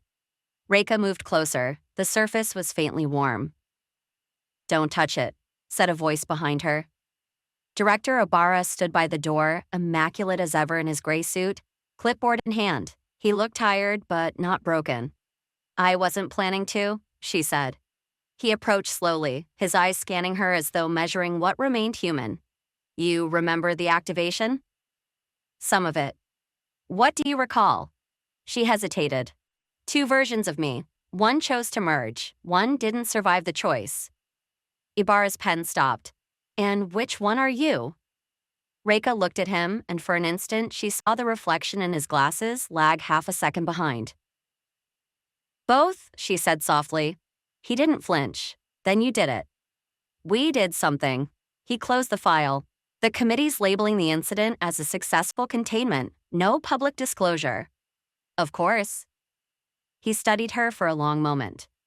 You've done the impossible, Dr. Ninomiya, but if I may offer advice? She raised an eyebrow. That would be new. He smiled thinly. Don't go looking for the rift again. Sometimes when you seal a door, it seals you in return. He left before she could answer. Reika stood in the silence, staring at the sealed platform. A faint pulse, almost imperceptible, trembled under her fingertips once, then gone. That night, she couldn't sleep.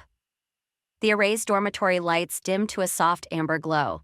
The others' rooms were empty, the beds neatly made, untouched. She walked the corridors barefoot, listening to the hum of electricity through the walls. It felt different now, like static whispering words she almost understood. She stopped outside Lab C, her old office. The door recognized her ID and slid open. Everything was as she left it, the chalkboard filled with looping equations, the cold mug on the desk, the photo of her team propped against the wall. Toru's grin, Aya's unreadable stare, Rin's shy smile, and Kaito standing off-center, pretending not to like cameras.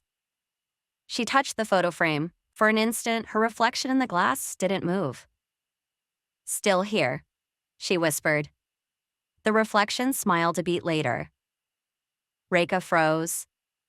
Then, slowly, the other her lifted a finger and traced a symbol on the inside of the glass, a looping zero, intersected by a single slash. Reika's breath caught. She reached out and the image blinked away, replaced by her own stunned expression. She stepped back, heart hammering. The lights flickered once, twice, then steadied. Residual feedback, she whispered, forcing logic into her voice. Visual echo, neurological afterimage. But the glass was warm. She backed away, turned off the lights, and left the room. Dawn again. The sky over Mount Fuji blushed pink, streaked with pale gold. Reika stood alone on the balcony, hair loose, coat open to the cold. The world was whole, or close enough to fool her. Kaito joined her quietly. You've been up all night. Couldn't sleep. He handed her coffee, steam curling between them. Neither could I.